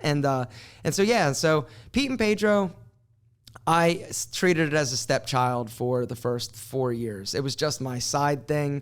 I didn't really think that it could really ever be anything. And then started to make a little bit more money. And then I hired a marketing director, Mike, who came in, and basically he was like, we can really do something with this company. And I'm like, no. But he ended up wearing me down, and I ended up hiring him, and it's been really exciting to see Pete and Pedro. I think that one will do really well long term. So Tiege Hanley you have partners on that. Mm-hmm. Pete and Pedro, you own 100% of. And what do you think Pete and Pedro will do this year? 8 million. And why do you think 7? I gotta be like 7. We've got the busy season coming up. We're at like 4 million right now. I just actually looked yesterday because I knew that you were gonna ask me about numbers, and I wanted to be accurate in case somebody fact checks me. And so we're coming up to some big launches end of the year, and the Amazon thing we have finally figured out. Yeah. And so we're up 230% on Amazon. I want to talk to you later about Amazon. That's where the growth is. Yeah? Max. Yes. And it's cheap, and the ads are amazing. We're going to talk about that off camera. We spent 400 hours getting our storefront. I've been on Amazon for a while. I had a lot of reviews. I sell $4,000 a day in sea salt spray on Amazon. What? It's crazy. I'll show you. Yeah. I'm going to try to do it in less hours. You give me the quick steps to get there. But yeah, so Pete and Pedro, bottom line, I maintain a minimum of 25% profit margin on that. Great. Because I say, Mike, I pay everybody very well. He gets great salary and he gets commission. But I said, this is not a business that I'm willing to grow at all costs, because I could spend, get fat and sloppy with my ad spend and probably grow it to 10 million quickly. But I would go down to 5. Like, why do I care how much gross my business is making if I'm not trying to sell it? This is a lifestyle business for me. And so, this is how I make, great money. And so yeah. Why do you think Pete and Pedro hasn't, because you haven't gone down that dark hole of ad spend? Like, why do you think Pete and Pedro is not where Tiege Hanley is? Oh, because, well, first off, every morning you flip on, I look at my Tiege Hanley Shopify app, it already had reoccurring $40,000 of reoccurring revenue every day. And so it's a subscription, right? And then it's whatever you grow on top of that, is great. And people are burning through moisturizer faster than hair product. I did the numbers. Pete and Pedro, I think like the people buy it like often. 3 months or something? No, it's only 3 times a year. And so, okay, we just had a meeting. It's like, all right, so what do we do? How do we incentivize people to buy it one more time? What do we need to do? What is the program? What does it look like? What is the offer? What is that? We're doing a golden ticket thing. Mm-hmm. We're trying some different things. You can either get more customers, increase their AOV or average order value, or get them to buy more often. Those are the 3 ways you can make more money. Yeah. That's it. It's actually, as I've gotten into the CPG space with sour strips, I've learned that something that people can go through as quick as possible and need to buy it again is like the best business you should get into. And that's what hair products, I'm like, like my hair product lasts me months and months and months. And I'm like, once I buy my well, I work with a hair care company, but like Who? Joe? I work with Joe. Yeah. Is it Joe? Joe. Joe. I'm kidding. I love Joe. I've met them. They're really good people. I've met them But too. so I use Blue Mon, right? Yeah. But like one thing of Blue Mon, what does it cost? 15, 20 bucks, maybe? More than that. Okay. And well, now with my discount code, but that lasts me months. Yeah. And I'm like, and in my head as a business owner, I'm like, man, like you're not making any more money from this person for months. Yeah. But now, they have like shampoos and I'm like, okay, that's a little faster, but that's like, the skincare, I'm using my moisturizer that I use, which send me some Tiege, man. I'll stop using my Kiehl's.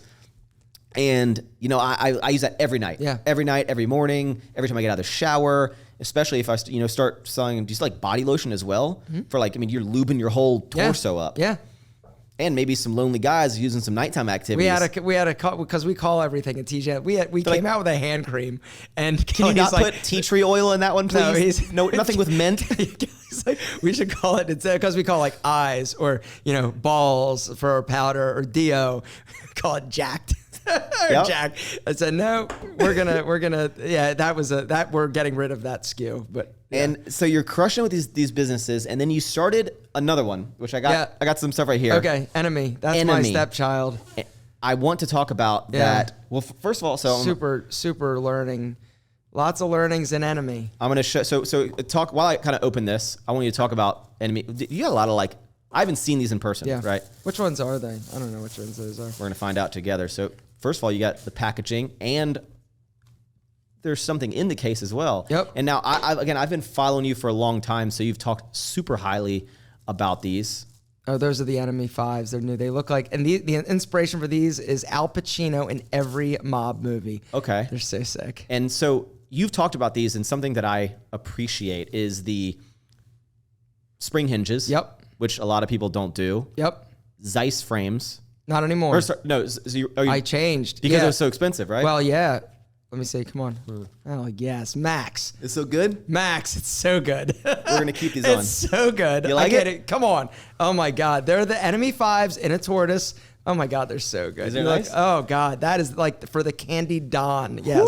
Woo! So now. Take them off. No, we're going to keep them on. We're going to keep on during the chat on this. Okay. Okay, so you used to use the Zeiss lenses, which if people don't know, so a lot of my cameras that I film with use Zeiss lenses. Zeiss is the top of the top. Yep. Top of the lens. And top of the lens line. You came out with this, and I'm assuming you go through like Luxottica. A lot of people. No. Really? No. I have it manufactured in China. And that's one of the things that China gets a bad rap in terms of cheap China products, right? It's only a cheap China product if you use cheap materials or components. People are talking crap about cheap China products on their cheap China iPhone or their cheap China laptop. Well, that's it, Max. I need to say that because the truth is there's nobody more efficient or accurate than China when it comes to assembly. Lines, yeah, exactly. And so the acetate was coming from Mazzucchelli, which is an Italian acetate. What'd you say about my ass? Exactly. And then the lenses were from Zeiss. Spring hinges, are they it's stainless steel spring hinges, and so they're Italian acetate Zeiss lenses, super crazy premium product. I was trying to sell them when I launched. I thought I was going to try to be at that $150 price point. Mm-hmm. A glass like that would normally sell for, it's the same manufacturer as Tom Ford and Oakley and all that, would sell for $300. And so I thought, guys will get it, right? It was too high of a price point. And I knew when I launched it, if it doesn't do $100,000, then I'm at the wrong price. And it did like 50. And I go, I'm at the wrong price. So, it's because you have all these movements that we're doing, because you were trying to use more premium products and more premium items. Yeah, but here's what else happened. So during that time, you also had like my buddy Jose, right? Jose Zuniga had a brand, Jade Black, and he came out and launched before, and his product was $50. $50 sunglasses? Yeah. So here's the deal. That's too cheap. But here's the thing. Not if you say that it's premium acetate, not if you say that it's premium lenses. So to a consumer who doesn't really know what Zeiss is or Mazzucchelli acetate, somebody says it's premium versus me saying, well, it's worth it. Yeah. I promise it's worth it. Well, what is it, $100 delta worth it? Maybe not. And so you're also competing against some of these it's kind of like there was a race to the bottom. I forget what book that was in, but anyway, everyone's just trying to sell for like the cheapest possible thing. It was Peter Thiel basically was saying that having competition is kind of like a race to the bottom, where everybody's trying to make sure that they're competing with the lowest cost provider. And so it was one of those things where Jose and I are in the same space, and so I knew that it was going to be hard to compete at that price point. And so you've changed your price point to $100. $95, yeah. 95. And to be honest, like people don't understand like spring hinges. So I used to have my favorite pair of sunglasses for a long time, which I left in the Metro down in DC, was this pair of Ray-Bans. Yeah. And they had like a keyhole bridge in the center, and they had the spring hinges because I loved it. Like it fit around my head. Yeah. It I wear them. You can wear them running. You can do them cardio. Like they just don't fall off your head. And so you call this the bastard stepchild business you have. Mm-hmm. Why is that? Because I haven't figured it out yet, and it's really frustrating. Because you're successful at everything, and not to say that it isn't successful, but year one in that I did like $800,000, which that ain't shabby. No, it's not. But the problem, you're like, why isn't this doing millions? No. The problem was my margin was. I had a problem. My problem was that I didn't want to have this brand be something that I have to sell every time I sell a pair of sunglasses. I wanted to create and compete with some of these other online sunglass brands like, the Shady Rays or, whatever it is, because they do insane numbers, like $9 million a month. Like it's big money. Yeah. Never heard of them. Never heard of them? Never Shady heard. Rays. Never. There are other ones, Blenders.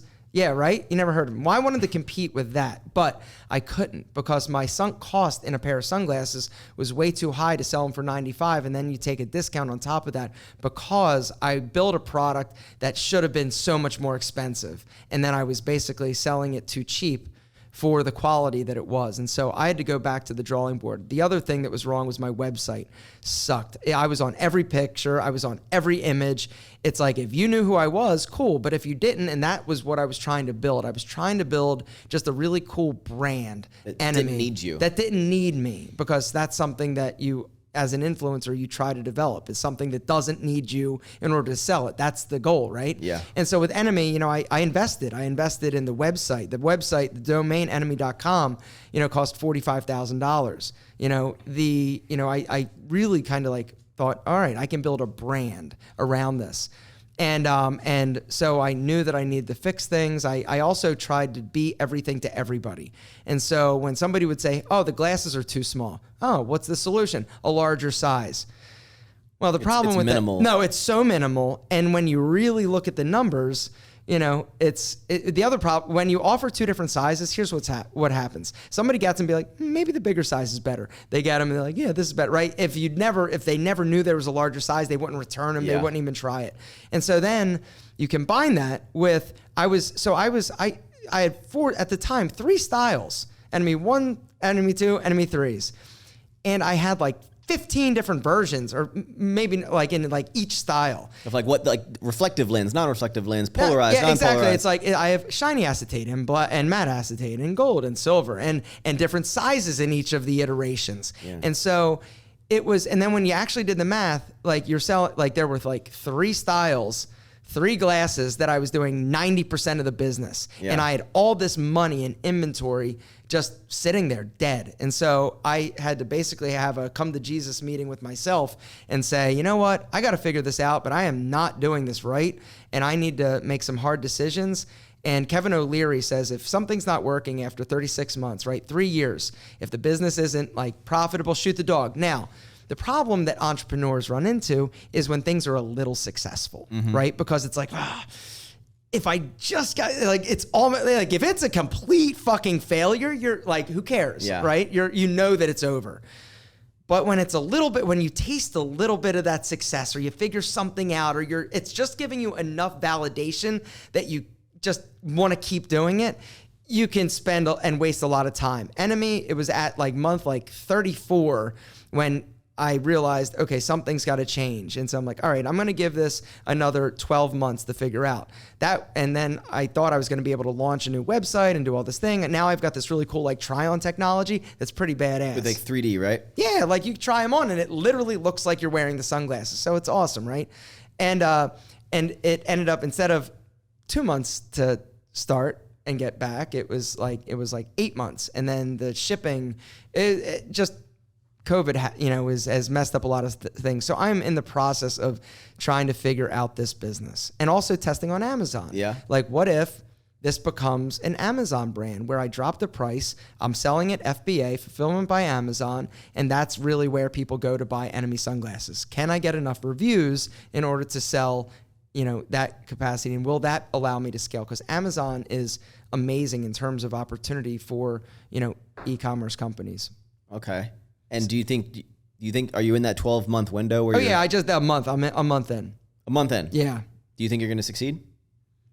Do I think I'm going to succeed? I'm going to succeed at identifying whether or not I'm going to kill it or I'm going to keep it going. I will know that. It takes a big ego if you were to ever need to be like, I need to shut it down. No, it's shit. I've shut down much. See, and that's... So you're fine with cutting the cord on anything? Fuck yeah. I'll cut whatever. If it's not working... No, I'll sell my domain. I'll do this. Maybe I'll hang on to the domain because it's cool. And maybe at some point I want to do something else and I'll just call it Enemy, might be like, butt powder, whatever. Anyway, so it's something where like, if I figure it out, great. The other thing was when I started the company, I started it with a friend of mine that I thought was going to, and I wanted to start the brand with him to help him build a business. And I really liked him. Unfortunately, this person was not good for me. Yeah. And he flaked out and left because he wasn't making $100,000 in the first month. And his attention went to where he was making money. And I'm left with the sunglasses. I'm like, all right, well, what do I do now?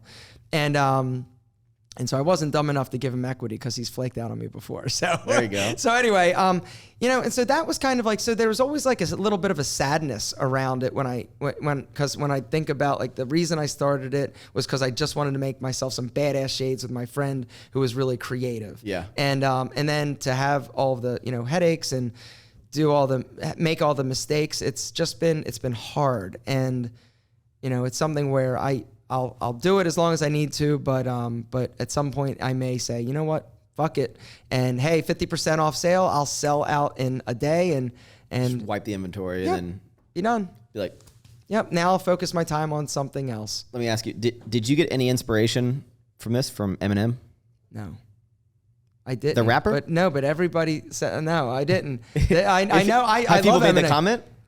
Just you. No, I saw something with his. That's like his thing is to do the backwards E, and even the font. It like if you were to look up Eminem on Eminem. So I didn't do that. Somebody else did that font. I go, oh, I love it. And then I did like the little kind of like the little. Those were supposed to be like the E's kind of in the front. Not that anybody would know that other than me. Yeah. But yeah, no. So, but they're so Eminem sick. Inspired. I'm gonna say that. They're so sick. Right? See, I like smaller sunglasses. You think I look nice in these? Oh, they look so good, Max. I'm telling you. Exactly. Taylor, what do you think? Ladies, they're good, right? And dude, I don't even know how you manage all your time because you have all these different businesses. I'm being pulled every which way for running 2 businesses, and I also have some other businesses. I know you got Salon Posta. I also have Menfluential Media, an advertising agency. How many other errands are there? Yeah, no, the Menfluential Media was started because I needed help selling advertising. My best friend from high school, Terry, basically was at my family reunion and down in Atlantic City, and he was in between. He was a car salesman. Right. He was in the car industry, and we basically just decided to give it a try, and it was successful immediately, and just kind of it was off and running. So now we sell advertising for probably like 50 different like YouTube and podcasters and influencers. I don't really have anything to do with that business though. They manage it. He's the managing partner. He runs it. His brother, Tom. We've got a very small team. And then Salon Posta is another one. Salon Posta, you bought a church. I bought an old church. Spent way too much money renovating it because it had like structural damage. And I've got expensive taste. What I've come to realize. Do it right. It right. looks amazing. If I go to Atlanta, if there's a spot, I'm gonna. Oh, you gotta come. So the way that worked, real quick. I'm sorry if we're going long. No, it's fine. This is good. So yeah, so a buddy of mine, Steven, the guy who told me about the hair salon or the hair product, I love the hair industry. In high-end like women's salons, there's no money in barbershops. There's no money, Joe. No, I'm kidding. Not what you're doing is a different animal. But in a standard barbershop, you're not going to make any money. It's a time thing, right? How many haircuts can you do in an hour? One. And you make $50 or whatever. Yeah, you can pretty much be like, how much space do I have? Here's how many people I could have. And you can be like, I know the max I could make in a year because of how much space, time, people there are. Yeah, but in the hair space for women, it's a different world. So, the average ticket price, I believe, for one of our customers is like around $200, the average. Yeah, right? my girlfriend goes for like 4 hours and spends once you start getting into these like hair masks and hair extensions and a good stylist can see, 10 to 12 people a day with an assistant who can assist 2 people. Like it's really a great brick and mortar business. And so I've always been fascinated by it. I love, hair. And so I said to him, hey, if you ever want to go out on your own and need an investor, because I'm always looking at different opportunities to kind of, scratch my investing itch that isn't like just dumping it into like cryptocurrency or the market or anything like that. And so I also love real estate. And so I was like, if you want to do something, at the time we thought we were going to just lease a space. Well, the problem with brick and mortar retail centers is that in order for you to have a good high-end salon, it needs to be in a good center, like with a Whole Foods. The problem is that every Whole Foods, every high-end A center, and centers like strip centers are basically broken up into 3 different categories. You've got A centers, B centers, C centers. A center is going to be something with like a Target or a Whole Foods. B is probably going to be like a Walmart.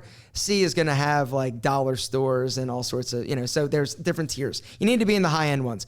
Well, there are clauses in all of the agreements when you lease a place like that you can't have a similar competing business. Yeah, which is good, I think. It's good, but there were no spaces available. We looked for a year. We couldn't find a space. The other problem with a salon is that you need a ton of parking, right? It's kind of like a fitness center. If you have 30 stylists, right? You've got 30 people that you need parking for. Just for your employees. But then you have assistants, another 15. Then you've got the other staff. So you're in 45, 50 spots you need before you ever have customers. Yeah. And so big centers with like Whole Foods and things like that are the only real option, because most smaller spaces will give you like 5 spaces, 3 spaces, 2 spaces, whatever. And so we looked for a year, couldn't find anything. And then my buddy Tony's wife said, hey, there's this church on the square in Marietta where I live.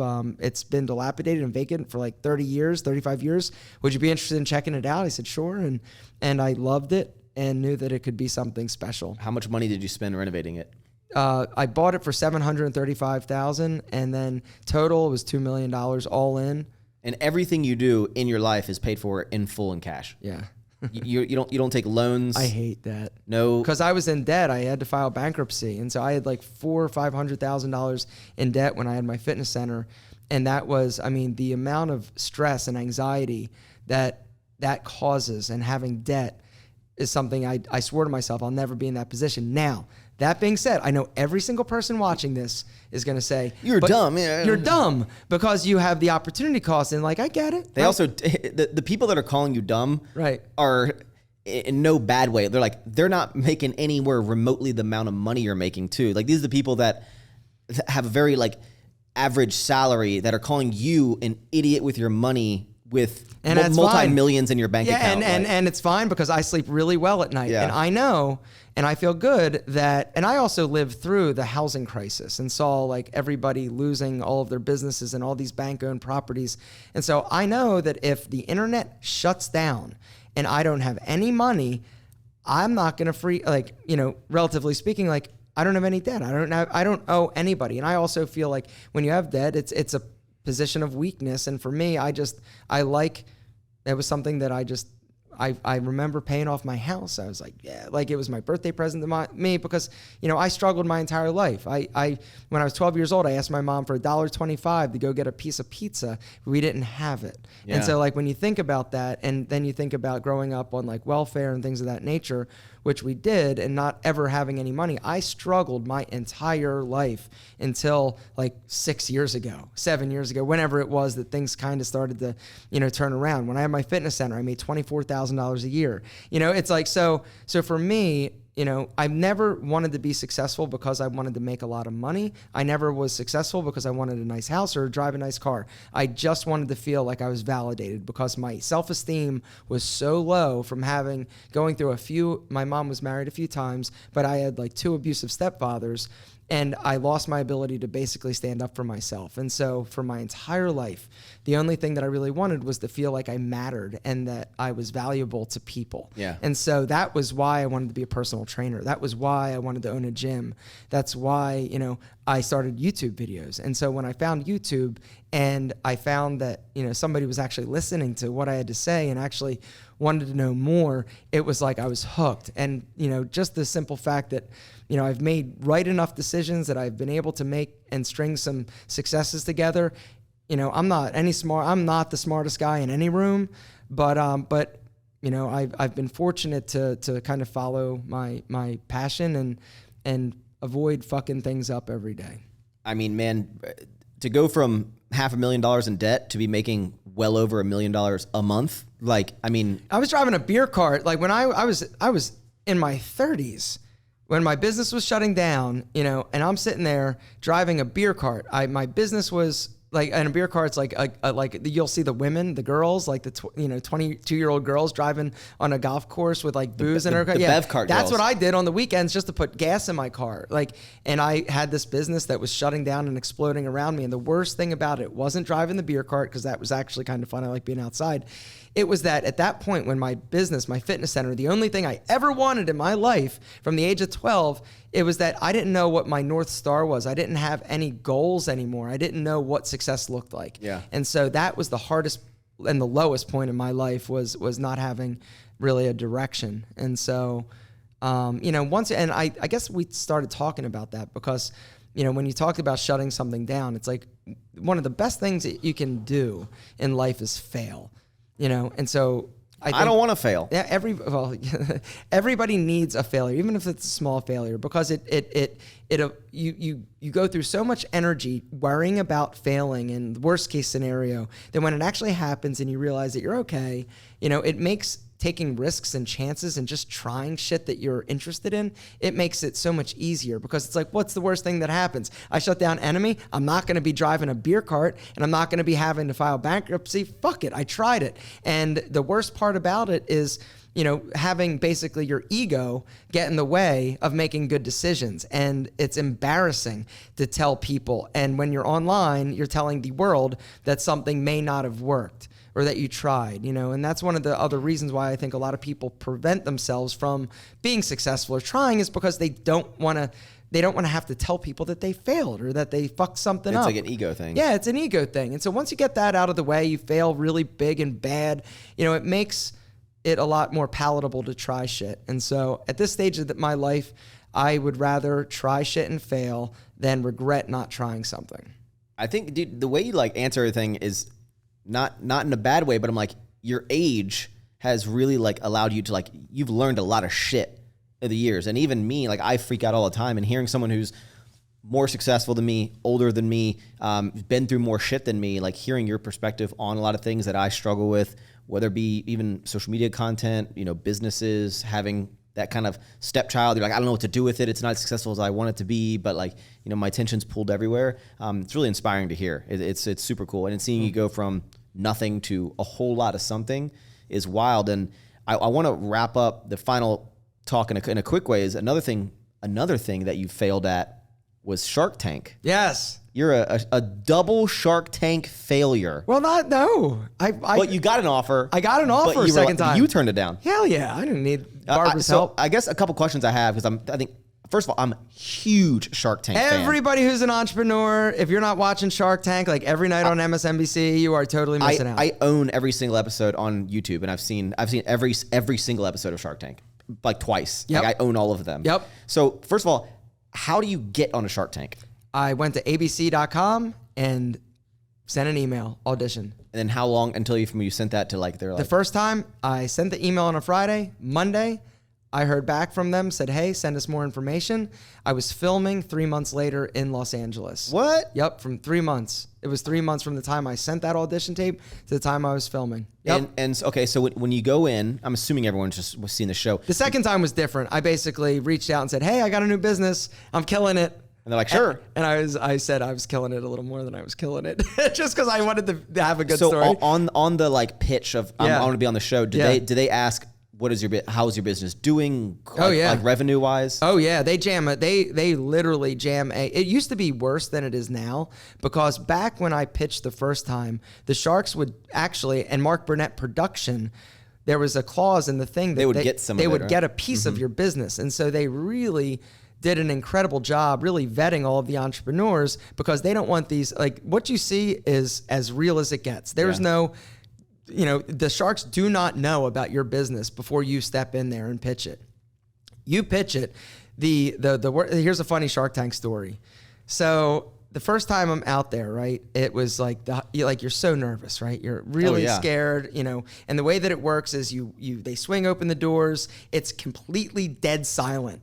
You don't hear there's no music in there? No music. Next up, we have Aaron Marino. And so they swing the door open, you walk out, and then on that Oriental rug, there's a little X. They say stand on that X and stand there without saying anything, staring the Sharks down for about 60 seconds before you start pitching. And then over the intercom or whatever, they go, and pitch, and then they start, right? There's no stopping. There's no cuts. If you mess up, you mess up. I'm sitting there getting ready to pitch for my life, right? Wait.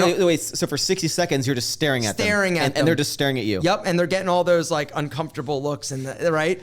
And all I hear is Barbara lean over to Robert and go, oh my gosh, look at his ears. What's wrong with your ears? They're pointy. You do look like an elf, you look right? Yeah. So I'm about to pitch on fucking Shark Tank, and Barbara's commenting on my ears. And so anyway, I ended up pitching, did the whole thing, and I was like, whatever. I had the style system. It was a $300 info product that was on like DVDs. Mm-hmm. I've seen it. Yeah, and so I was like, okay, I didn't get a deal, whatever, and I went home and I was having a party. I was like, it doesn't matter. I'm on Shark Tank. 8 million people are going to see me. I'm going to be rich. I sold one style system the night that it was aired. From Barbara. It was not, but I did meet the person at the Menfluential conference who bought the one. Really? Yeah. He came up. He goes, hey, you know how you said you bought sold one style system? And I go, yeah. He goes, it was me. It was me. Exactly. And so I ended up not getting a deal that time. I went back and for Pete and Pedro. And the thing that was frustrating for me is that Pete and Pedro at the time was still doing great. I mean, it was like $50,000 a month, and it was a great business. And I think to myself, I'm like, if any other entrepreneur would go in there with this business, doing the numbers I'm doing, having the profit margin, and needing help to scale, which I did at the time because I literally had no help with Pete and Pedro with that. I have an assistant and somebody who works for me. But anyway, they would have been jumping at it. But because the real value for me was the influencer space and the YouTube channel, they didn't want anything to do with that. They wanted the Aaron package. Yeah, they wanted to invest in Alpha M and whatever basically revenue I would do from that. And so I took the deal on TV because I knew that in order for because with Shark Tank, one of the bummer things that like if you go out, just because you go out and you pitch doesn't mean you're going to air. They air, I think it's like they need like 96, because every episode there are 4, and there's like 20, some seasons like 26, some seasons like 27. So they only need like 90 some entrepreneurs. They film 150. So can you imagine going out there, doing everything, filming, telling all your friends, what you're not supposed to tell your friends, but everybody tells their friends, I'm going to be on Shark Tank, and then you never get the call. And literally, it's a week before you air that you get the call. And so the second time I was on, I knew I killed it. Yeah. But it was literally, I was going, and in the whole season, it was the last episode of the season, the finale. Did they send you the clip? Or Nothing. You get nothing. You don't even know that you're going to air. And so in the back of your head, you're like, I killed it. Then by week 25, without getting a call, you're like, maybe I didn't kill it. Maybe I'm not going to be on Shark Tank. And then you have no idea in the season where you're No idea. They don't tell you. It's all mix and match and splicing people together. But yeah, it was definitely one of the highlights of my career being on Shark Tank. Okay, so I have a couple questions about just the process of the show. So when you stand there and look at everyone, first question I have is like, can you hear them as well as, because I'm like, everyone doesn't, I don't like, everyone's just mic'd up. Are you like yelling? Like No, you're not far at all. Really? You're not far at all. No. And it's a sound stage. So it's, pretty echoey. Really? And so, yeah, so they've got mics on everybody, but yeah, you can hear it. And how long is like an actual pitch? I was out there an hour and 20 minutes. Really? Yeah. And the first time I was out there probably like 35. And the second time was like an hour and 20 minutes. So what are some questions that they ask that don't get aired? Well, here's the interesting thing. There are two things that I'm going to tell you that's going to ruin your Shark Tank watching experience. No. Well, number one, watch everybody how much they lick their lips. Yeah? Because everybody's nervous. Your mouth is dry. You don't have any water out there. So you'll always see people like licking their lips. And now you can't help but notice the lipping. You're a lip licker. Yeah, lip licker. The other thing, everybody, when you start, one of the things that's very like disorienting is that they all start yelling questions at you at once. And so you've got to basically really do a great job taking the room and controlling the conversation. And so because I kind of in that space, in that world of like YouTube and just being more comfortable, like, presenting, it was a little bit easier for me, but you'll see a lot of people get very flustered. In terms of the questions, it's pretty much the same questions that you see every time. And that's one of the things that just blows my mind when people actually go in there and don't know the same damn questions that they ask every single time to every single entrepreneur.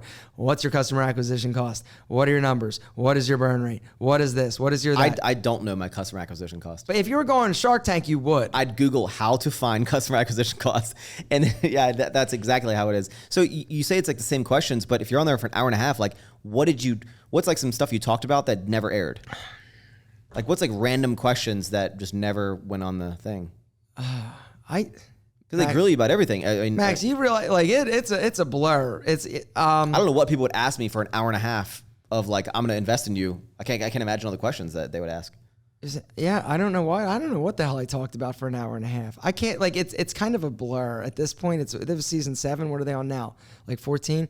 I'm not sure what other questions they asked. I mean, it was very sort of what I was on. So they aired a 12-minute segment for my segment the second time.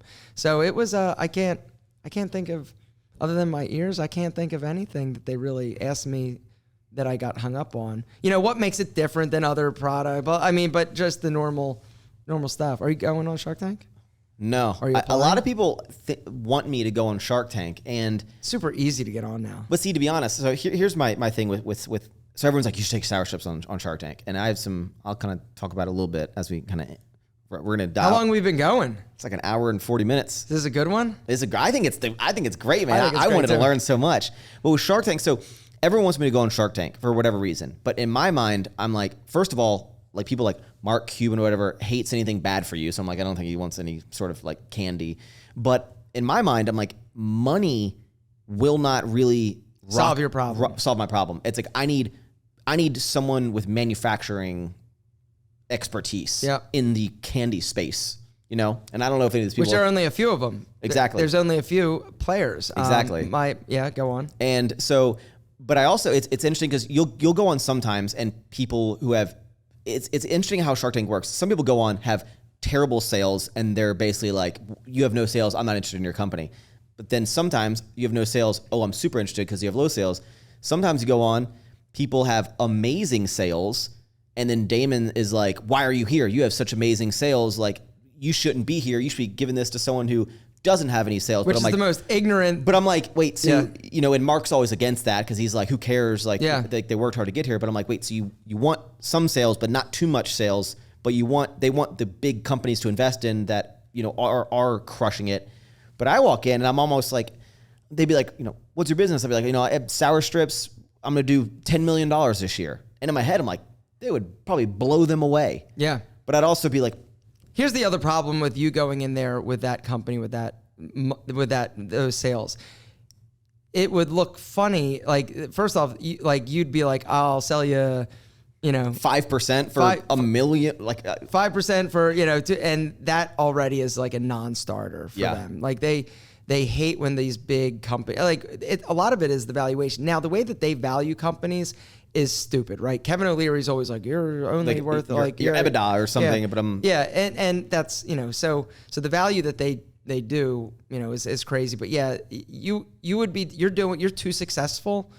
That's what I'm thinking. You're too successful, but that said, they always are looking for different kinds of businesses. Well, that's and so you go on, not necessarily for the deal, but for the exposure and just and Mark Cuban doesn't like that. He doesn't like people going for the exposure. What does he call him? He calls him gold digger. Yeah. Gold digger. Well, like you're only here for like to get the exposure. You're not here for a deal. But it's like if I went on, I'm like the company is like, what would I offer you? Like 10% for 500,000? No. But what you're paying for is their expertise and to make those connections. And correct. So that's and when you see them actually invest in businesses that you're like, wait, why are you investing in that? It's because they understand something that you don't in terms of the value that they're going to be able to add quickly and easily that's going to take it to that next level. And the other reality is that 80% of the deals you see get done on Shark Tank all fall through. There's a buddy of mine, John, who was just on for Strix. Well, I watched that episode, men's makeup company. And they're doing great. They went in there with a really fat valuation. And I actually interviewed John on the Tiege vlog last week. I watched it. And super great guy. But yeah, I mean, they had got a deal on the show, and Robert wouldn't return their calls afterwards. They were they needed the money. They needed the help. They needed the capital to grow. I have no idea what I would value sour strips at. That's the thing. If I went in there, I'd be like, okay, we're going to do $10 million. Now, Kevin O'Leary would be like, well, how much like free cash do you have? It's like 3 times your free cash or whatever. But like, I wouldn't value the company like less than $10 million. No. Like I'm valuing it 150. Yeah. Like I'm like, I don't know, because I'm like the brand is the value. So like my ask would be so huge. I don't know. They look for these brands that are big because they want those big players. But then like, I'm going to offer you some, but some people go in with huge asks, or they're like, hey, 5% for like 500,000 or 10% 500,000 when they're doing crazy numbers because they're like, I just want your expertise. Like I'll give you the 10%, 5% for not an actual what the value is you're getting. You're getting a great deal, but it's like I'm just buying your. Yeah, and the other thing is that they don't want to invest in anything that they have like less than like 10%, right? Yeah. That's the other thing, because it's like, why? Why would you want to? Why are you going to waste any of your time for 10%? A guy the other day that was talking to me, he actually asked me to give him Kevin O'Leary's phone number because he has a business idea. I'm like, no, I'm sorry, I can't. I'm like, the final Shark Tank thing, speaking of Kevin O'Leary, which is the funniest human being in the world, because it's so funny seeing his like persona of like the mean Grinch guy, super serious, stern, and he can like turn it on, but then you see on his like vlogs, whatever, he's like, hey. And but like he has these, he can like control these personalities. And I'm like, it's crazy. Yeah. And like, how did you get him to work with Tiege? I mean, paying him. Not really. Well, I was thinking, I was like, how much did you see my ad for him with Enemy? Did you see the thing I did where I gave him a makeover? No, you haven't. I just see on his channel how he is always he's like sponsored by Tiege Hanley. Did you see I was on his channel? Yep. Okay, so they reached out to me to basically be on his channel. And I said, okay, well, while you're coming, I said, why don't I take you shopping and give him like a bad boy makeover? Oh yeah, and you had like leather jacket and stuff. Yeah, I gave him leather jacket. He always wears it now. He does wear it. He wore it. And so, but yeah, he's a really, really interesting guy, and very, very available and open to, talk and collaborate. And how did you get one of the richest people that, richest public figures people know about this shark, like, and I paid for his whole outfit too. Really? Yeah. Well, but how do you get him to promote your product? Because I'm like, okay, even if he was like charging a fee, I was like, I mean, he's like, what does he charge? Fucking $100,000 for a promo, 500. No, I think Tiege paid him. I think we did a few, and this was him. It was the weirdest thing. Why? He just really wanted to promote it? No, I don't know. I'm not sure. It's a weird thing. I think it's just an opportunity that I think it was like $3,000 a video. The man who sold a company for $1 billion. There's probably a little bit of backstory and more information than that, but yes, I mean, it was like $3,000. Maybe we did 3 for 15, but it wasn't anything insane, and that's crazy. Yeah, and so it didn't really work well though. I was gonna say, does Kevin O'Leary convert? No, not really. Unless not so much. I mean, I'm sure he does for certain products, but for ours, we didn't keep using him.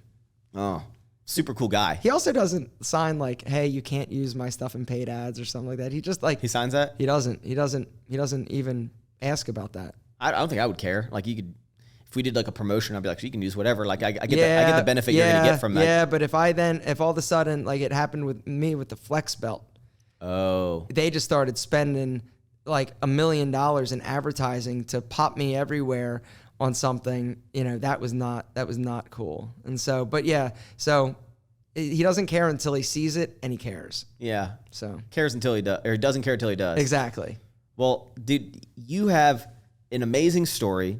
You have like so much knowledge in your brain, and I was so excited to have you on here just because of how many, not only like how long you've been on YouTube, still killing it in the space, doing very similar stuff that you were back then. You've stayed true to who you are in terms of content that you're making, and just the success that you have in all these businesses, the fact that you manage all these, the fact that you edit your own YouTube videos, super inspirational, man. Like, I hope people learn a lot from this episode, because everyone I get on is young, dumb, and making tons of money. You're old, smart, and making a lot of money. Yeah, I cannot imagine. Older. Oh no, that's it. Coming to here, Alphaland.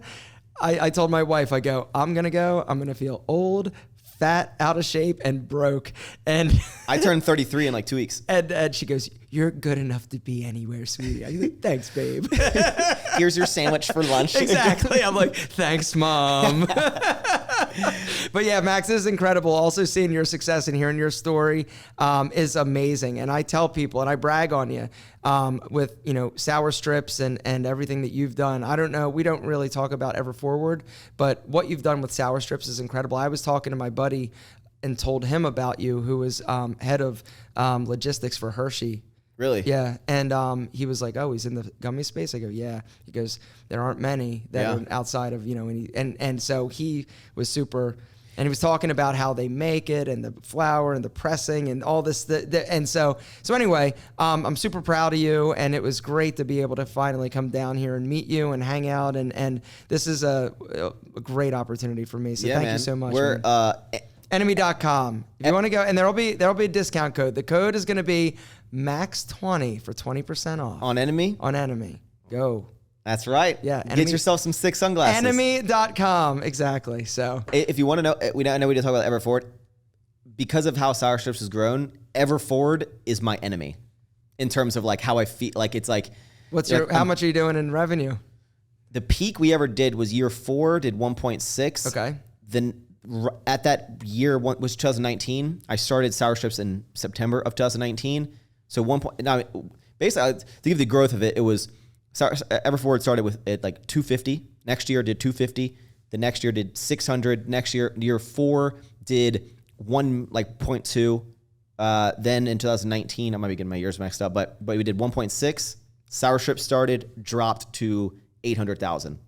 Then this year, I think we'll do 700. Because it's just not. It's not that I don't care. It's just like, you go where the action is, Sour Strips just takes so much of my brain power, and it allows me to be a lot more like creative. Here's the other thing, Max. How many other fitness people have fitness clothing companies? I know. Like you are in one in a gazillion.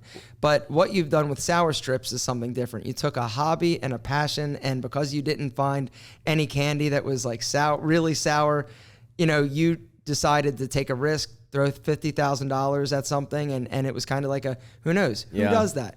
So that was a big thing. I think honestly, it'll be harder for you to sell that business if you don't get to stay on in some capacity than it will be for me for any of my businesses, just because you're like, it's very emotional. Well, I look at Ever Forward and I'm like, in the peak when it was my only focus and I put my all into it, not that $1.6 million is shabby, but I'm like, that was after years and years and years of dedicating every ounce of energy to that.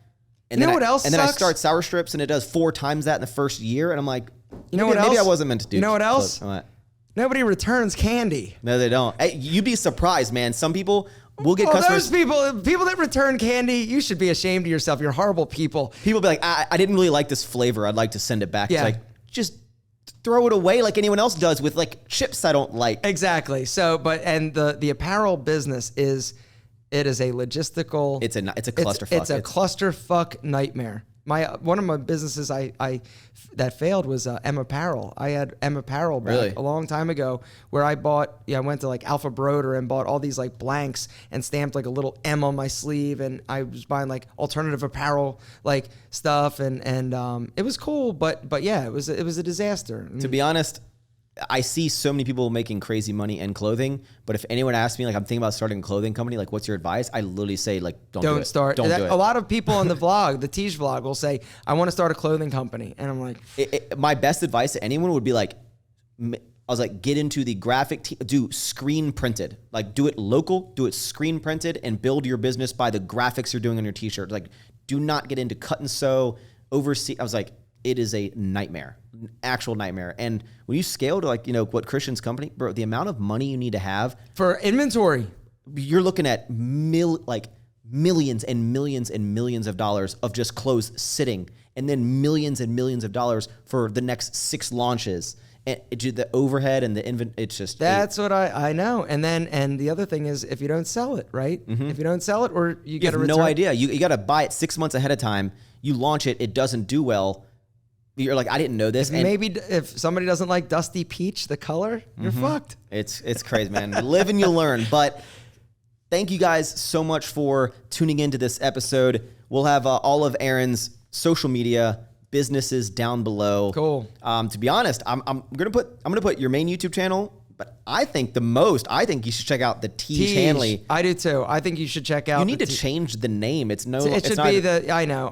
And people are saying that to me. I know what it started as, but it's not a T. It's talk about like updates and stuff, but it's more just. But my vlog every Sunday. If it was Alpha M Business Vlog or whatever, it would do much better than it is. You know why I love the consistency on it, because I know on Sunday. I'm like, he's gonna upload a video. Like he won't miss it. He won't miss it. Like I know Sunday at some point I'm gonna get this casual, sit down in one spot, talk about business questions. Tiege YouTube channel. It is so 1,000 views. Literally last week it was like 750. So it's not for the views. This man's doing like over $100 million a year and uploads. He's not. No, he is not. Uploads of. That is not. No, he is not doing that. But yeah. Next year we'll do that. Yeah, exactly. Well, hell yeah, man. Okay, all of his information down below. Thanks, brother. Thank you so much for coming on. Guys, if you're on YouTube, make sure you leave a comment down below, subscribe, hit the notification bell if you're watching on listening to on any sort of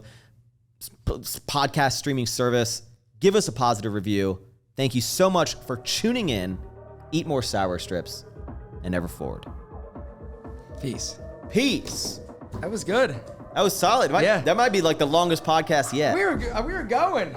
I think if you're into business and entrepreneurship, this is the best one we've ever done. Oh yeah. I mean, we talked about some good stuff. Like knowledge, dude. Knowledge.